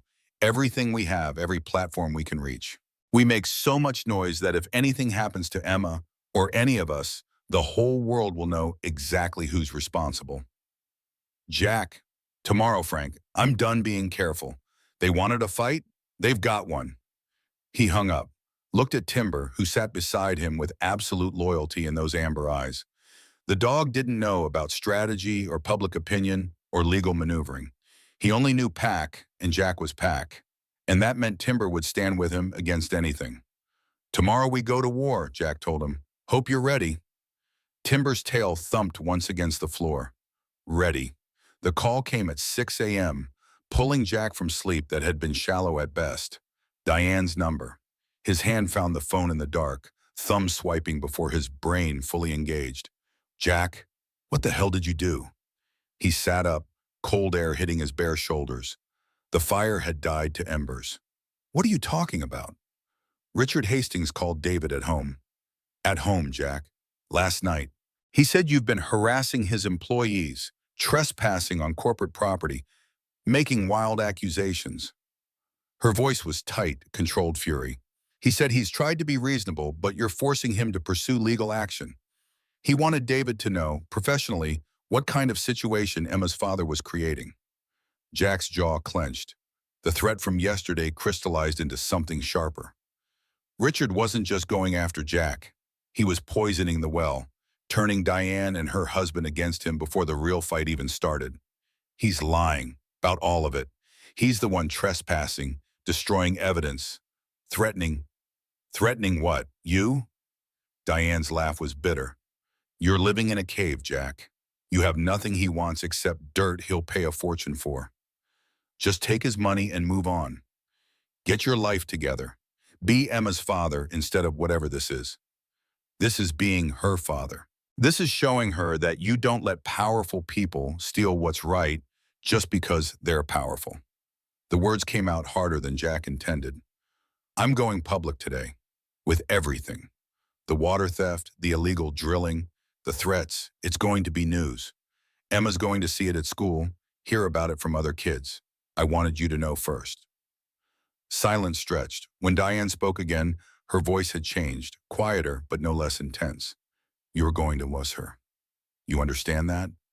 When this blows up in your face, and it will because men like Richard Hastings don't lose to people like us, the court will see you as unstable, delusional. They'll terminate your parental rights completely. Is your pride worth that? Jack thought about the note on his table, about Emma asking if the gold was still hidden, about his grandfather dying alone after 20 years of fighting a battle nobody believed in. It's not pride, it's principle. And yeah, it might be worth it. Because what kind of father would I be if I taught her that justice only matters when it's convenient? Diane hung up without responding. Jack sat in the darkness holding a dead phone, Timber's warmth against his leg the only comfort available. Outside, the mountain was waking, birds calling, wind moving through pine branches. The day arriving, whether he was ready or not. By 8 a.m., the library was packed, not with readers, with people who'd gotten Frank's message through the town's invisible network of gossip and shared purpose. 15 locals, mostly older folks who remembered Thomas Mercer and had their own grievances against the Hastings family's steady acquisition of land and water rights.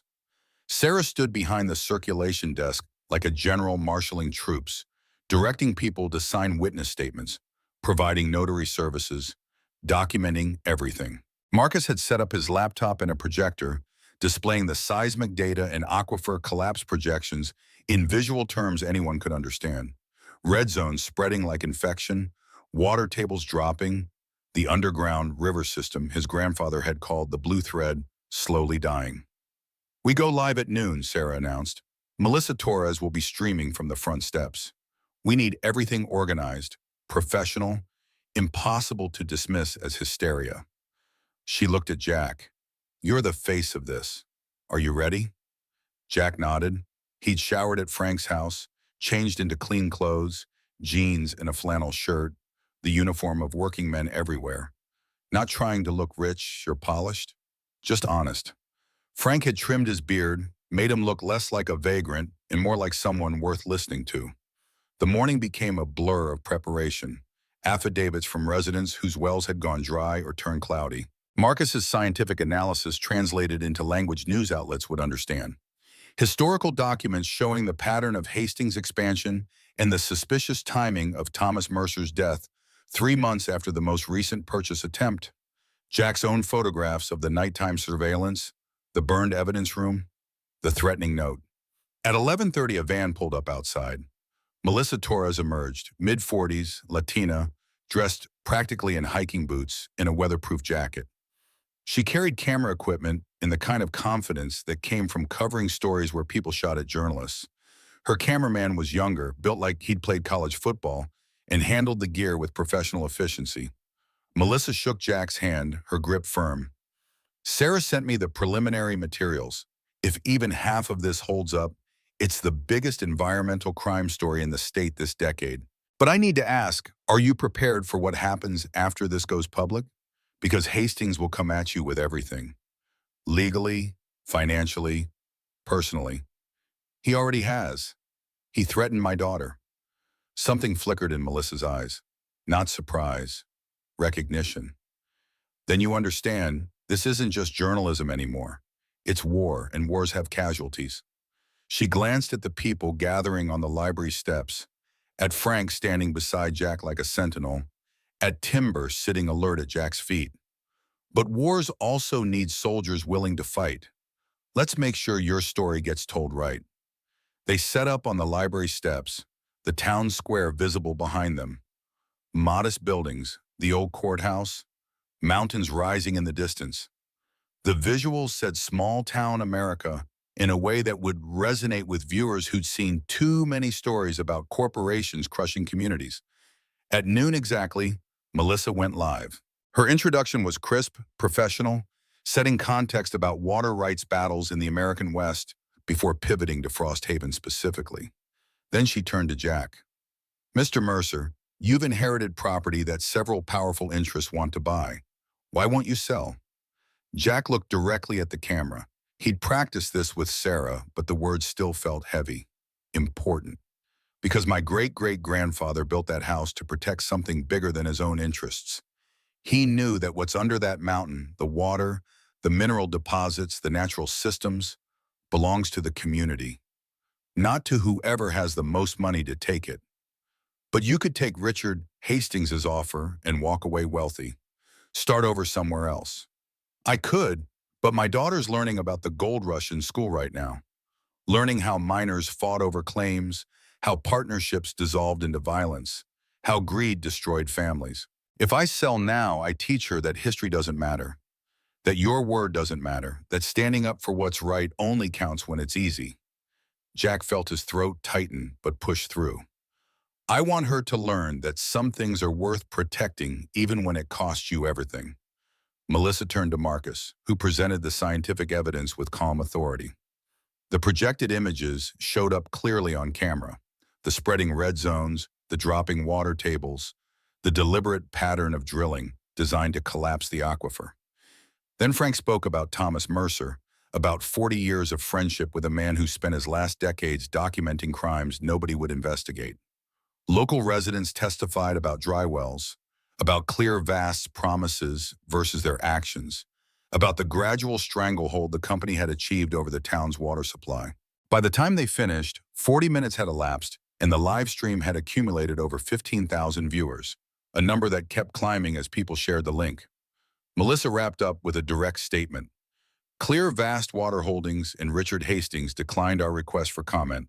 We'll continue following this story as it develops.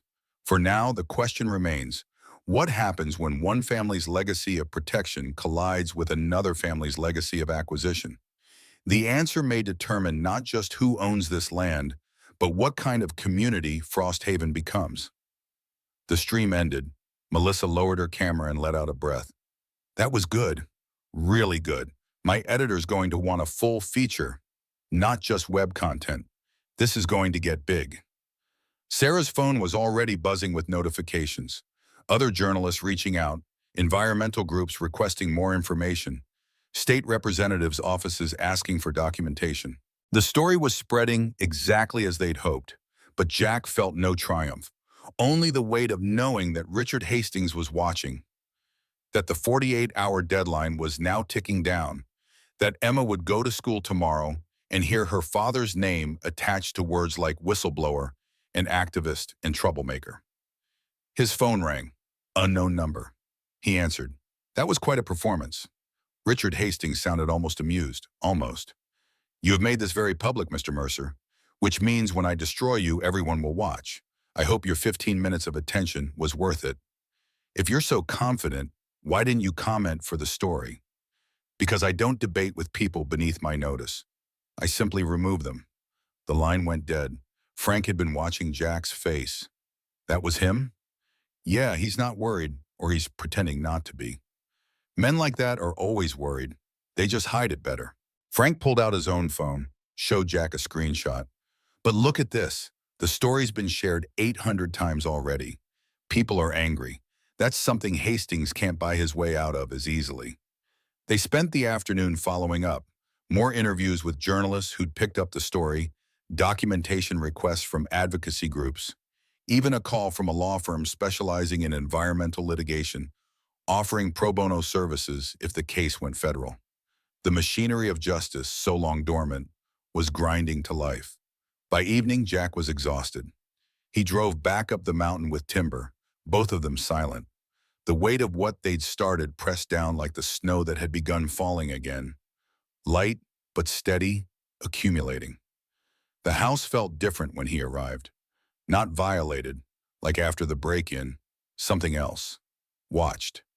Jack circled the perimeter with his flashlight, Timber ranging ahead, but found nothing obvious. No footprints in the fresh snow. No signs of tampering. Inside, he built up the fire and heated soup that tasted like cardboard, but filled his stomach. Tomorrow was Saturday, Emma's scheduled visit. 4 hours with a social worker supervising, and now the added complication of everything going public. Diane would probably cancel, claim it wasn't safe or appropriate. Jack couldn't blame her if she did. His phone buzzed. Text from Marcus. Check your email, now. Jack pulled up his email on the phone, battery at 20%. The message from Marcus had a file attached. Seismic readings from this afternoon, logged by the equipment Marcus had distributed around the ridge. The drilling had stopped. Completely. Not just paused. All clear vast operations in the area had gone silent at approximately 1 p.m., right after the live stream ended. Radio silence from equipment that had been running nearly constantly for weeks. Marcus's message explained, they've gone dark. Either they're regrouping or they're moving to a different strategy. Be careful. Jack forwarded the message to Frank and Sarah, then plugged his phone into the solar charger. Outside, full dark had fallen. The mountain felt oppressive in its silence, every sound magnified. Wind, settling snow, the crack of tree branches contracting in the cold. Timber growled, not loud, not panicked, just a low rumble that meant attention required. The dog was staring at the door, ears forward, body tense but not aggressive. Someone was coming, but not someone threatening. Not yet. The knock came 30 seconds later. Firm but not hostile. Jack grabbed his flashlight and opened the door. Kyle Hastings stood on the threshold, hands visible and empty, wearing a wool coat that looked expensive but not ostentatious. Richard's son was maybe 30, with his father's build but softer features, and eyes that held something Jack hadn't expected. Conflict. I'm not here as a representative of my father or the company. Kyle's voice was steady but quiet. I'm here because what you said today about teaching your daughter what matters, that got to me. Can I come in? Jack stepped aside. Timber watched Kyle enter but didn't growl, which Jack took as a good sign. The dog's instincts had been right about everything else. Kyle stayed near the door, not presuming comfort. He looked around the space, the stone walls, the wood stove, the Spartan conditions, and something complicated moved across his face. Respect, maybe, or shame. My father's been planning in this for 5 years. The drilling, the aquifer collapse, all of it. I didn't know the details until recently, but I knew enough to understand we were crossing lines. Kyle met Jack's eyes. I told him to back off after your grandfather died, to let it go. He said the Mercer family had stood in the way of progress for 140 years, and he'd be damned if he let another generation continue the pattern. Why are you telling me this? Because I have a daughter too. She's 6, and I've been thinking about what kind of man I want her to see when she looks at me. Right now? Kyle's jaw tightened. Right now, she'd see someone who stays quiet while his father commits crimes. Someone who values money more than integrity. That's not who I want to be. Jack studied the younger man. Everything about this could be a trap, a way to gather intelligence, to appear reasonable before some new attack. But Kyle's hands were shaking slightly, and his eyes held the kind of genuine distress that was hard to fake. What do you want from me? Nothing. I wanted to give you something. Kyle pulled a flash drive from his pocket. This has internal company documents, drilling schedules, cost-benefit analyses that explicitly discuss aquifer collapse as acceptable risk, communications with county officials that amount to bribery. Everything you'd need to prove intent. He set it on the table. I copied it this afternoon after watching your interview. My father doesn't know yet. When he finds out, I'll be cut off, disinherited, probably sued, but I can't keep pretending I don't see what's happening. Jack picked up the flash drive, feeling its weight, barely anything physically, but carrying the potential to destroy the Hastings empire. Why not go to the authorities yourself? Because I'm Richard Hastings' son. Nobody would believe I wasn't acting with his blessing or setting up some elaborate legal strategy. It has to come from outside the family. Kyle moved toward the door. For what it's worth, I'm sorry. About the threats, the intimidation, all of it. My father's obsessed with finishing what his great-great-grandfather started. He can't let it go. Maybe I can't either, but at least I can try to make it right. He left before Jack could respond, footsteps crunching away through snow. Jack stood holding the flash drive, timber pressing against his leg, and tried to process what had just happened. An ally from the enemy camp. It felt too convenient, too perfectly timed. But the weight of Kyle's guilt had seemed real. The decision to betray his father, to sacrifice his inheritance for something as abstract as principles, that tracked with the kind of crisis of conscience that sometimes hit people when they finally looked clearly at what they'd become. Jack plugged the flash drive into his laptop, battery running on solar charge, and opened the files. Spreadsheets, email chains, geological surveys marked confidential. And buried in a folder labeled Legacy Project, a document that made Jack's blood run cold. It was a timeline, not just of the drilling operations, but of a comprehensive plan to acquire Jack's property through escalating pressure. Legal action was listed first: nuisance suits, boundary disputes, permit challenges. When those failed, financial pressure, hiring Diane's firm, using her employment as leverage, manipulating custody proceedings. And if that failed, a final option listed simply as adverse possession through forced abandonment. The details were clinical. Force Jack to leave the property through sustained harassment, equipment failures, cut supply lines, manufactured safety emergencies. Once abandoned for 90 days, Clear Vast would file adverse possession claims based on historical usage rights dating to the original 1884 partnership. By the time Jack could contest it legally, they'd have already excavated what they wanted. Emma was mentioned specifically. Primary leverage point. Subject demonstrates elevated protective response regarding daughter. Recommend continued subtle pressure through custody system to force compliance or abandonment. They'd studied him, analyzed his vulnerabilities, built a strategy around destroying his relationship with his daughter to get access to what lay under the mountain. And they documented all of it with the casual cruelty of people who'd never faced consequences for anything. Jack forwarded everything to Marcus, Sarah, and Melissa Torres. Then he called Frank. Kyle Hastings just gave me the company's entire playbook. Everything. Dates, communications, the plan to use Emma as leverage. It's all documented. Frank was quiet for a long moment. Could be a setup. Get you to present forged documents, discredit the entire case. I know, but we can verify authenticity. Some of these emails have metadata, IP addresses. Marcus can check that. If it's real, this is everything we need. Federal crimes, conspiracy, fraud, the kind of thing that doesn't get plea bargained away. And if it's fake, then we're no worse off than we were this morning. But Frank, Jack looked at the screen at the cold calculation behind every word. If it's real, these people are more dangerous than we thought, because they planned all of this, documented their own crimes. That kind of arrogance only comes from people who've never been held accountable, or people who think they're untouchable. Frank's voice was grim. Send it to Marcus tonight. Have him verify what he can. Tomorrow we decide how to use it. But Jack, watch your back. If Kyle really betrayed his father, Richard's going to know soon. And desperate people do desperate things.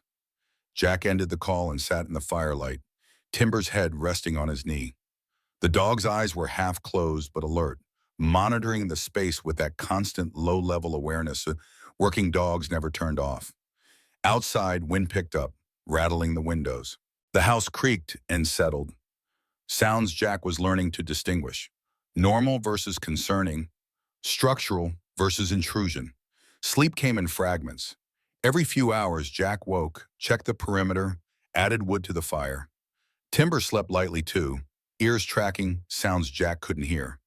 They were a team now, veteran and K-9 unit holding a position against threats that wouldn't announce themselves with bugles and formations. Dawn broke gray and unwelcoming. Jack's phone showed 3 missed calls from Diane, all between midnight and 2 a.m. No voicemails. That couldn't be good. He called back. She answered on the first ring. Emma's sick. We're canceling today's visit. Jack's stomach dropped. What kind of sick? Is she okay? She's fine, just a cold. But I'm not bringing her up that mountain in winter when she's congested. Diane's tone was flat, giving nothing away. We'll reschedule. Diane, is she really sick, or are you keeping her away because... Because what? Because her father declared war on the richest family in the county on live television? Because my employer called me at home to express concerns about my judgment? Because I'm terrified that the custody judge is going to see all this and decide neither of us is fit? Her voice cracked. Yes, Jack, I'm keeping her away, for now, until this settles. I'm sorry. The line went dead. Jack stood in the cold morning holding a silent phone, feeling the careful structure he'd been building. Stable housing, regular visitation, path back to shared custody, collapsed like the aquifer beneath the mountain. Timber nudged his hand. The dog's warmth was solid, real, demanding attention in the present moment rather than spiraling anxiety about futures that might never arrive. Jack scratched behind the dog's ears and made coffee that tasted like punishment, but sharpened his thoughts. His phone rang. Marcus. I've verified the flash drive contents. Email metadata checks out. IP addresses match, ClearVast's internal network. Document creation dates align with the timeline. Unless Kyle Hastings is the most sophisticated forger in history, these documents are genuine. Marcus's voice carried barely suppressed excitement. Jack, this is prosecution-level evidence. Federal charges, RICO predicates. They documented everything because they never thought anyone would see it. Can we take it to law enforcement? We should take it to the FBI. Local and county law enforcement are too compromised. Half their budget comes from property taxes on Hastings Holdings, but federal agents, especially ones who specialize in environmental crimes and corporate fraud, they'll be very interested. A pause. I've already made contact through back channels. There's an agent based in Denver who handles cases like this. She's willing to meet today if you can get to Frost Haven. Today, it's Saturday. She's that interested. This hits about 6 different federal statutes. She wants to move fast before evidence disappears. Marcus's tone turned serious. But Jack, once we hand this over, it's out of our control. Federal investigation means months, maybe years before trial. Hastings will fight every step. And the property, they might freeze everything pending investigation. You could lose access to the house, the land, all of it. Jack looked around the space his great-great-grandfather had built, that his grandfather had defended, that had somehow become his last anchor in a life that had shed everything else. Losing it would mean losing the only stable housing he had, losing his path back to Emma, losing the fight before it was finished. But keeping silent would mean being complicit, would mean teaching Emma, if he ever got the chance, that justice was something you pursued only when it was convenient, that principles bent when pressure got high enough. Set up the meeting. I'll be there. Jack secured the house, loaded timber into the truck, and drove down the mountain. The FBI agent, Special Agent Rebecca Cruz, met them at the library, Sarah having offered it as neutral ground. Cruz was early 40s, compact and athletic, with dark hair pulled back and eyes that evaluated everything. She wore casual clothes, trying not to draw attention, but moved with the kind of awareness that screamed law enforcement to anyone who'd been around it. She reviewed the flash drive contents on her own laptop, speed reading through documents with occasional pauses to photograph specific pages. Timber sat beside Jack, alert but calm. The dog seemed to understand these were allies, or at least not threats. After 40 minutes, Cruz looked up. Mr. Mercer, this is extraordinary. If you'd come to us with accusations alone, we'd have started a preliminary investigation that would take months to develop probable cause. This? She tapped her laptop. This is probable cause for a dozen different charges. Conspiracy to commit fraud, environmental crimes, bribery of public officials, wire fraud, and several others. We can move immediately. What does that mean for the property? Honestly, it's complicated. The courts might impose a freeze on any transactions or changes to the land pending investigation. That protects it from being sold or developed, but it also means you can't sell it either. You'd maintain possession, but not full control. Cruz closed her laptop. But I'm more concerned about your immediate safety. Richard Hastings doesn't know we have this yet. When he finds out, he's going to realize his son betrayed him, and he's going to assume you were the catalyst. Men like Hastings don't respond well to loss of control. He's already threatened my daughter. Cruz's expression hardened. That changes things. I can request protective custody for your immediate family, but it's not guaranteed. What I can do is move fast enough that Hastings is dealing with federal agents instead of having time to target you. She pulled out a phone. I'm calling my supervisor. We're opening a full investigation as of now. You'll need to make yourself available for formal statements, probably multiple times. Are you prepared for that? Yes. And you understand that Kyle Hastings will face consequences too? Even though he provided the evidence, he was part of the conspiracy for years. He'll likely face charges, though cooperation might get him a deal. Jack thought about the younger man's shaking hands, his daughter who would grow up knowing her father had chosen principles over family money. He knew that when he came to me. I think that's why he did it. Cruz made her calls. Within minutes, machinery was in motion. Search warrant applications for clear vast offices, subpoenas for financial records, coordination with state environmental enforcement. The speed was dizzying. This morning, Jack had been alone with evidence he couldn't use. Now the full weight of federal law enforcement was pivoting to investigate one of the state's most powerful families. By noon, the story had leaked. Melissa Torres called, almost breathless. Someone tipped me that FBI agents are at Clear Vast headquarters executing search warrants. This is huge, Jack. This is career-ending for Hastings. What happened? Jack couldn't give her details. Cruz had been clear about not discussing active investigations. But the fact of federal involvement was public now, visible to anyone watching the company offices. The story was about to get bigger than a local environmental dispute. It was going national. His phone buzzed. Text from an unknown number. You've made a terrible mistake. I tried to be reasonable. Now you'll learn what it costs to make an enemy of me, starting with what you love most. The threat was clear enough that Jack showed it immediately to Cruz, who photographed the screen and began tracing the number. But Jack's hands were shaking, starting with what you love most, Emma. Richard was going after Emma. He called Diane, straight to voicemail, tried again. Same result. Send a text. Is Emma with you? Keep her close. Hastings just threatened her directly. No response. The three dots that meant she was typing appeared, then disappeared. Appeared again. Then nothing. Frank appeared in the library doorway, moving faster than Jack had seen him move in weeks. Jack, you need to see this. Outside, smoke rose from the direction of Cold River Ridge. Not the thin smoke of a wood stove. Heavy, black, the smoke of something large burning. Frank's truck was running, engine already warm. They piled in, Jack, Frank, Timber, and drove faster than was safe on icy roads. The access road to Jack's property was blocked. A Clear Vast truck sat sideways across the narrow track. Empty, driver's door open.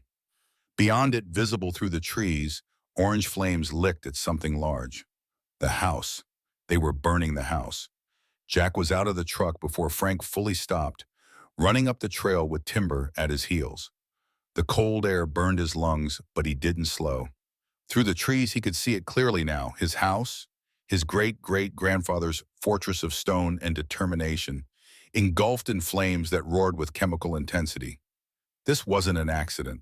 This was accelerant, professional arson, the kind designed to burn so hot and fast that nothing survived. Two figures stood near the tree line, watching. Jack recognized one, a Clear Vast security contractor he had seen during the nighttime surveys. The other was unfamiliar, but his body language said professional. Both men turned when Jack burst from the trees, their expressions calculating the threat he represented. You're trespassing. The security contractor's hand moved to his belt, where something that might have been pepper spray or might have been worse hung in a holster. Property owner has requested we remove hazardous structures for safety reasons. I'm the property owner. Jack's voice came out raw. You're burning my house. Got a court order says different. The contractor pulled out a folded document. Judge Pearson signed it this morning.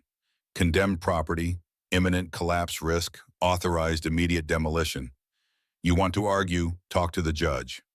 Jack lunged forward. Frank caught him, old man's strength surprising, holding him back while Timber barked furiously at the two men. The dog's warning was clear. One more step and he'd attack. Jack, look at me. Look at me. Frank's voice cut through rage and desperation. You hit him, they arrest you. You go to jail, you lose Emma. Think. Jack forced himself to breathe. Frank was right. This was a trap. Get him to assault someone on camera. The contractor's chest showed a body cam, red light blinking, and Richard could paint him as violent, unstable, exactly what custody judges feared. But his house was burning.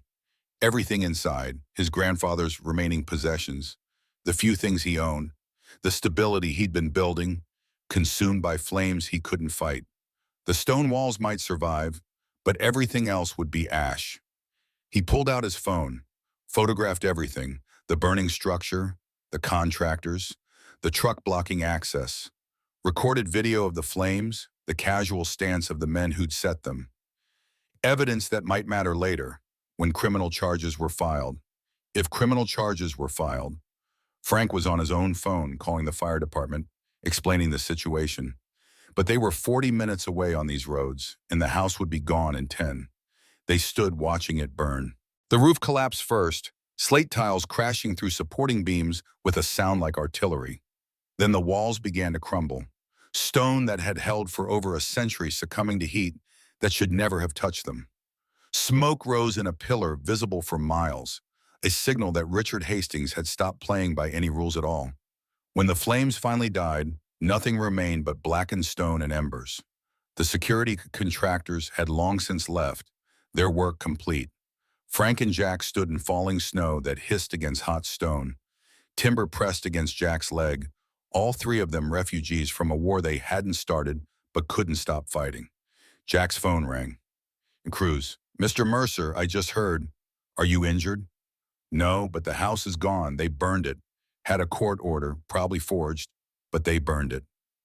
Judge Pearson is Richard Hastings' brother-in-law. We'll challenge the order, but that takes time. Cruz's voice was tight with barely controlled anger. Where are you staying tonight? You can't be on that property without shelter. I don't know. I don't know anything anymore. Jack's voice cracked. He cleared his throat, forced it steady. They destroyed everything, and they did it legally. How do you fight someone who owns the washes? You fight by being louder than they can silence, and by having friends who won't back down. Frank's hand gripped Jack's shoulder. You're staying with me tonight, both of you. We regroup, we rebuild the strategy. This isn't over. But it felt over. It felt like getting punched in the gut and then told to keep standing. Jack had lost his house, probably lost any chance at custody, and Richard Hastings was out there somewhere, celebrating another victory over the Mercer family. The pattern held, 140 years of the Hastings clan taking what they wanted, while the Mercers fought to protect something bigger than themselves and always losing. They drove back to town in silence. Frank's house was modest but warm, with a guest room that had probably been meant for grandchildren who visited rarely.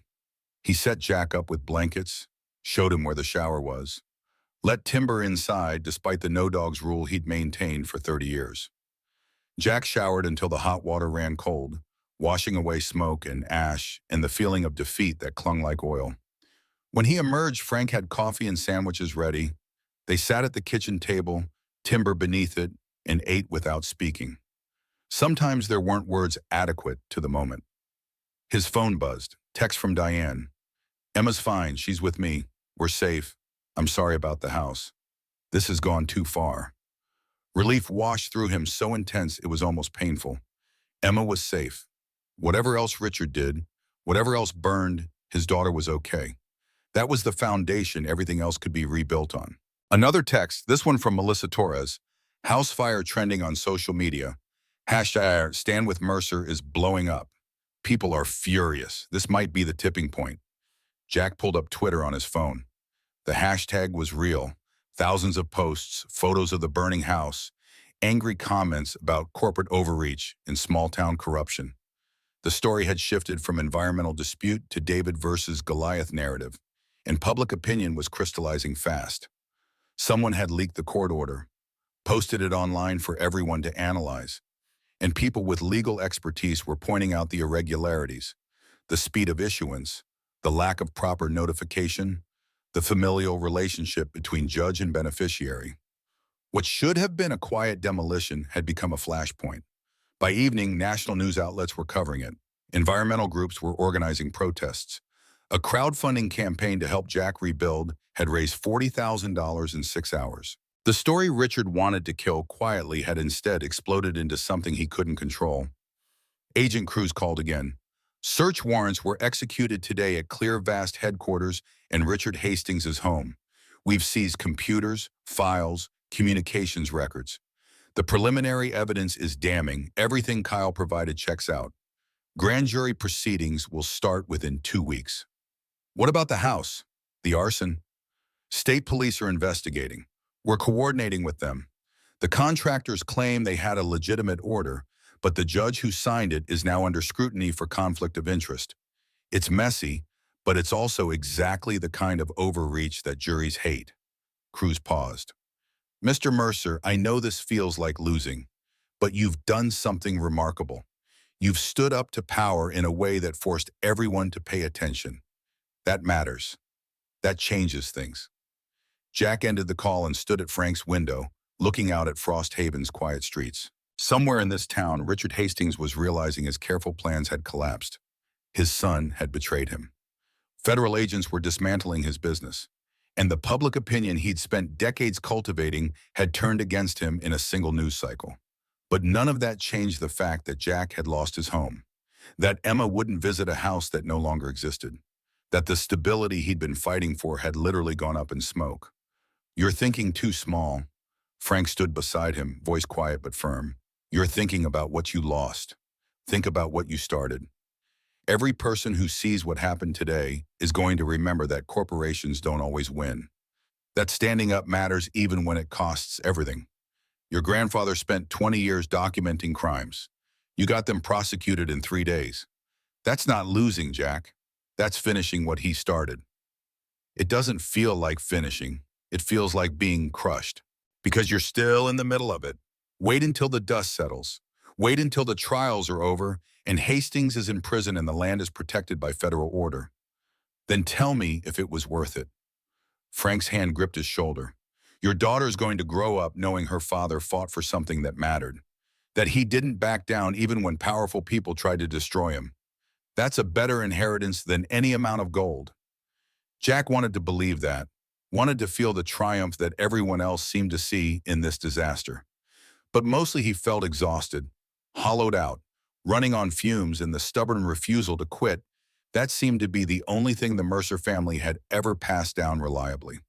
His phone rang, unknown number. He almost didn't answer, expecting another threat, but something made him swipe. Mr. Mercer, my name is Catherine Park. I'm an attorney with the Mountain States Environmental Defense Fund. We've been following your case. We'd like to represent you pro bono in both the federal investigation and in challenging the custody ruling. If you're interested. Jack sat down hard, legs suddenly unable to hold him. Why would you do that? Because what happened to you is exactly why our organization exists. And because you've made this personal for a lot of people who care about holding corporations accountable. Her voice was crisp, professional, but carried warmth beneath. We can't promise victory, but we can promise you won't fight alone. That has to count for something. It did. It counted for more than Jack could articulate. He gave her his information, agreed to meet Monday morning, and ended the call feeling like maybe the ground had stopped dropping out from under him. Maybe there was something solid to stand on after all. That night, Jack lay in Frank's guest room with Timber curled beside him on the floor and tried to imagine what came next. The legal battles would be long. The custody fight wasn't over. The property was a burned ruin that might never be rebuilt. But for the first time since receiving that inheritance, Jack felt like he wasn't just reacting to threats. He was part of something larger, a community that had decided to push back against the slow erosion of everything that made their town worth living in. His phone lit up with a notification. Email from Emma. Sent from Diane's account. Dad, I saw the news. I'm sorry about the house, but I'm proud of you. You stood up for Grandpa Thomas. That's what heroes do. Love you. Jack read it 3 times, throat tight. Emma understood. Despite everything, despite the mess and the loss and the uncertainty, his daughter understood what he'd been trying to do. That was worth more than gold, more than property, more than any of it. He typed back, "Love you too, Butterfly. See you soon. Promise." And for the first time in weeks, he believed it might be true. The next morning brought news that shook the entire state. Richard Hastings had been arrested at his home, charged with conspiracy to commit fraud, environmental crimes, and obstruction of justice. Kyle Hastings had turned himself in voluntarily, cooperating fully with investigators in exchange for reduced charges. The judge who'd signed the demolition order had been suspended pending ethics investigation, and Clear Vast Water Holdings had filed for bankruptcy protection, its assets frozen pending federal litigation. The story dominated every news outlet. Protesters gathered outside the county courthouse, demanding accountability. Environmental groups hailed it as a landmark case. And somewhere in the machinery of federal justice, prosecutors were building a case that would eventually put Richard Hastings in prison for the rest of his life. Jack watched it unfold from Frank's living room, timber beside him, coffee going cold in his hands. It felt surreal, this cascade of consequences flowing from one man's decision to not sell his inheritance. His grandfather would have loved it. Thomas Mercer, who'd spent decades fighting alone, vindicated at last by a system that had ignored him for 20 years. But the victory felt hollow without Emma. Jack pulled out his phone and called Diane. "I saw the news." Her voice was different, softer, missing the edge of constant frustration. "I'm sorry I doubted you. You were right about all of it. I don't care about being right. I just want to see Emma." "I know, and you will. I talked to my supervisor this morning. They're terminating my contract with Hastings Development. They want to distance from the scandal. So that pressure is gone." She paused. "And I talked to our lawyer.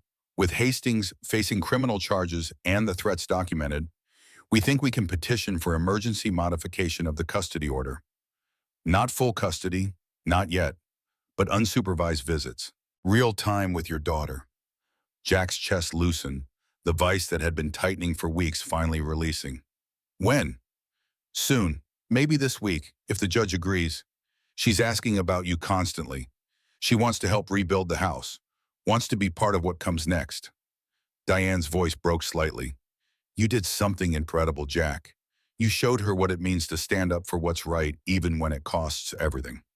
I was wrong to try to stop you." They talked for another 10 minutes, working out logistics, planning for a future that suddenly seemed possible again. When Jack hung up, Frank was watching him with a knowing expression. "You're going back up the mountain, aren't you?" "As soon as they clear the site. The foundation's still there. Stone doesn't burn. I can rebuild. Different, but rebuild." Jack looked at his hands, calloused from work that now felt like preparation for something larger. "And Emma wants to help. We'll make it a project. Father-daughter construction crew. Your grandfather would like that. Building instead of hiding. Protecting instead of hoarding." Frank smiled. "The gold's still down there, you know, under all that collapsed stone and federal investigation. Eventually someone's going to excavate, assess, decide what to do with it. Let them. Whatever Thomas Mercer Sr. hid, he meant it for the community. If it ends up funding water protection or environmental restoration or schools, that's exactly what he wanted." Jack stood, feeling purpose crystallize into something clear. "I'm not fighting for gold. I'm fighting for the chance to show my daughter that some things are worth protecting, even when protection costs you everything. That legacy matters. That standing ground matters." He spent the next week in a blur of meetings, with lawyers, with federal agents, with environmental groups who wanted to understand the full scope of what had been uncovered. The documents Kyle provided were more damning than anyone had initially realized. They showed a 15-year pattern of environmental crimes, bribery, and systematic exploitation of public resources for private gain. Richard Hastings' empire was collapsing. His business partners were turning on him. His political allies were running for cover. And the man himself sat in federal detention awaiting trial, Bail denied due to a flight risk and the severity of charges. Kyle Hastings gave a televised interview explaining why he'd turned on his father. The clip went viral, a young man with everything to lose choosing principle over profit, explaining that watching Jack fight for his daughter had made Kyle think about what kind of father he wanted to be to his own child. It was the kind of redemption story the media loved, and it further cemented public support for what had started as a small-town land dispute. On Thursday, Jack received word that the emergency custody petition had been granted. He could see Emma unsupervised, could have her stay overnight once appropriate housing was secured. It wasn't everything, but it was enough. It was a foundation to build on. That Saturday, Emma visited Frank's house for the first time. She burst through the door with the kind of energy only 9-year-olds possessed, threw herself into Jack's arms, and held on like she'd been holding her breath for weeks. "You did it, Dad. You really did it. You beat the bad guys." Jack hugged her tight, breathing in the strawberry scent of her shampoo. "We're not done yet. But yeah, Butterfly, we're winning." They spent the day planning. Emma had drawn designs for the rebuilt house, a stone foundation like before, but with better windows, solar panels, a proper workshop where Jack could teach her carpentry. She'd researched historical construction techniques for her school project and wanted to incorporate them. 9 years old and already thinking about legacy, about what you built lasting beyond yourself. "Can we go see the site?" Emma's eyes were bright with the kind of excitement that came from being part of something important. "I want to see where Grandpa Thomas lived, where you're going to rebuild." Jack looked at Frank, who nodded. They piled into the truck, Jack, Emma, Frank, Timber, and drove up the mountain road. The site was still technically off-limits pending investigation, but Agent Cruz had given Jack permission for supervised visits. They weren't disturbing evidence, just surveying what remained. The burned ruins looked different in daylight, less like destruction and more like transformation. The stone walls still stood, blackened but solid. The foundation was intact. Snow had begun covering the worst of the char, nature already starting its slow work of reclamation. Emma walked the perimeter, Timber at her side, examining everything with the careful attention of someone who understood she was standing on history. She found the place where the hidden room had been, now just a pit of collapsed stone and ash, and knelt beside it. "The gold's down there somewhere, isn't it?" "Probably, if it ever existed." "It existed. Grandpa Thomas wouldn't have built all this to protect nothing." Emma stood, brushing snow from her knees. "But maybe the real treasure isn't gold. Maybe it's knowing your family fought for something that mattered. That's worth more, right?" Jack pulled her close, arm around her shoulders. "Yeah, Butterfly, that's worth more." They stood together, looking at the ruins, at the mountain rising behind them, at the valley spreading below where Frost Haven sat small and resilient. The town had watched this fight unfold and chosen a side. They'd seen power challenged and brought down. They'd learned that standing up was possible, that communities could push back when corporations pushed too far. The next morning, Jack met with Catherine Park and her team of lawyers. They walked him through the federal case, timelines, evidence chains, expected trial dates. Richard Hastings was facing 30 years minimum. Clear Vast would likely be dissolved, its assets sold to pay fines and restitution. The land itself would probably end up in federal protection, a conservation zone preventing future exploitation. "What about rebuilding? Can I live there again?" Catherine nodded. "Once the investigation concludes, yes, the property's still yours. Federal protection doesn't change ownership, just usage rights. You can rebuild, live there, maintain it. You just can't sell it or develop it commercially." She smiled. "Sounds like that's exactly what Thomas Mercer Sr. wanted all along." That night, Jack sat in Frank's living room and finally opened his laptop, battery charged, and began writing. Not legal documents or testimony. A letter. To Emma, to be given to her when she was older, explaining everything that had happened, why he'd made the choices he had, what he hoped she'd learn from watching her father fight battles he had no guarantee of winning. "Butterfly, by the time you read this, you'll be old enough to understand that life isn't about winning or losing. It's about standing for something when standing costs everything. Your great-great-great-grandfather understood that. Your great-grandfather understood it. And I hope I've shown you that even when the world says you're too small, too poor, too powerless to matter, you stand anyway. Not because victory is guaranteed, because standing is what makes you who you are. The house will be rebuilt by then. Maybe you helped build it. Maybe you're living in it yourself, raising my grandchildren in rooms we constructed together from ruins and determination. Maybe the gold's have been found, spent on schools or water treatment or something that serves the community Thomas Mercer wanted to protect. But whatever happened, remember this. We didn't fight for gold. We fought for the principle that some things are worth protecting even when protection costs you everything. That's the real inheritance. That's what makes you a Mercer. Not blood or property or wealth. The stubborn, inconvenient, costly decision to stand for what matters. Loaf always, Dad. He saved the file, backed it up, and closed the laptop. Tomorrow he'd start the real work, filing permits, hiring contractors, beginning the slow process of rebuilding. Emma would help on weekends. Frank would supervise. The community would pitch in because that's what communities did when they saw one of their own fighting for something bigger than himself. But tonight, Jack just sat in the quiet with Timber beside him and let himself feel what he'd been too busy surviving to acknowledge. Pride. Not in himself, not yet, maybe not ever, but pride in what they'd accomplished together. A librarian, a retired professor, an old carpenter, a 9-year-old girl who understood justice better than most adults. People who'd stood up because someone finally gave them something worth standing for. Richard Hastings had wanted to finish what his great-great-grandfather started. Take what the Mercers had protected.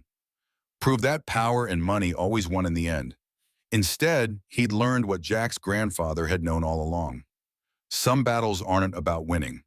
They're about refusing to surrender. And sometimes refusing to surrender is victory enough. Jack closed his eyes and let himself rest. Tomorrow would bring more fights, more challenges, more mountains to climb. But tonight he'd won the only victory that mattered, the right to keep fighting. For Emma, for the community, for the principle that had kept the Mercer family standing on that ridge for over a century. Some legacies weren't about what you kept. They were about what you protected. And Jack intended to protect this one until the day he couldn't stand anymore. Then he'd teach Emma to stand in his place. That was how you won. Not by never falling, by making sure someone else could carry the fight after you fell. That was the real treasure Thomas Mercer Sr. had buried under that mountain. Not gold, purpose. And that was worth more than anything Richard Hastings could ever steal.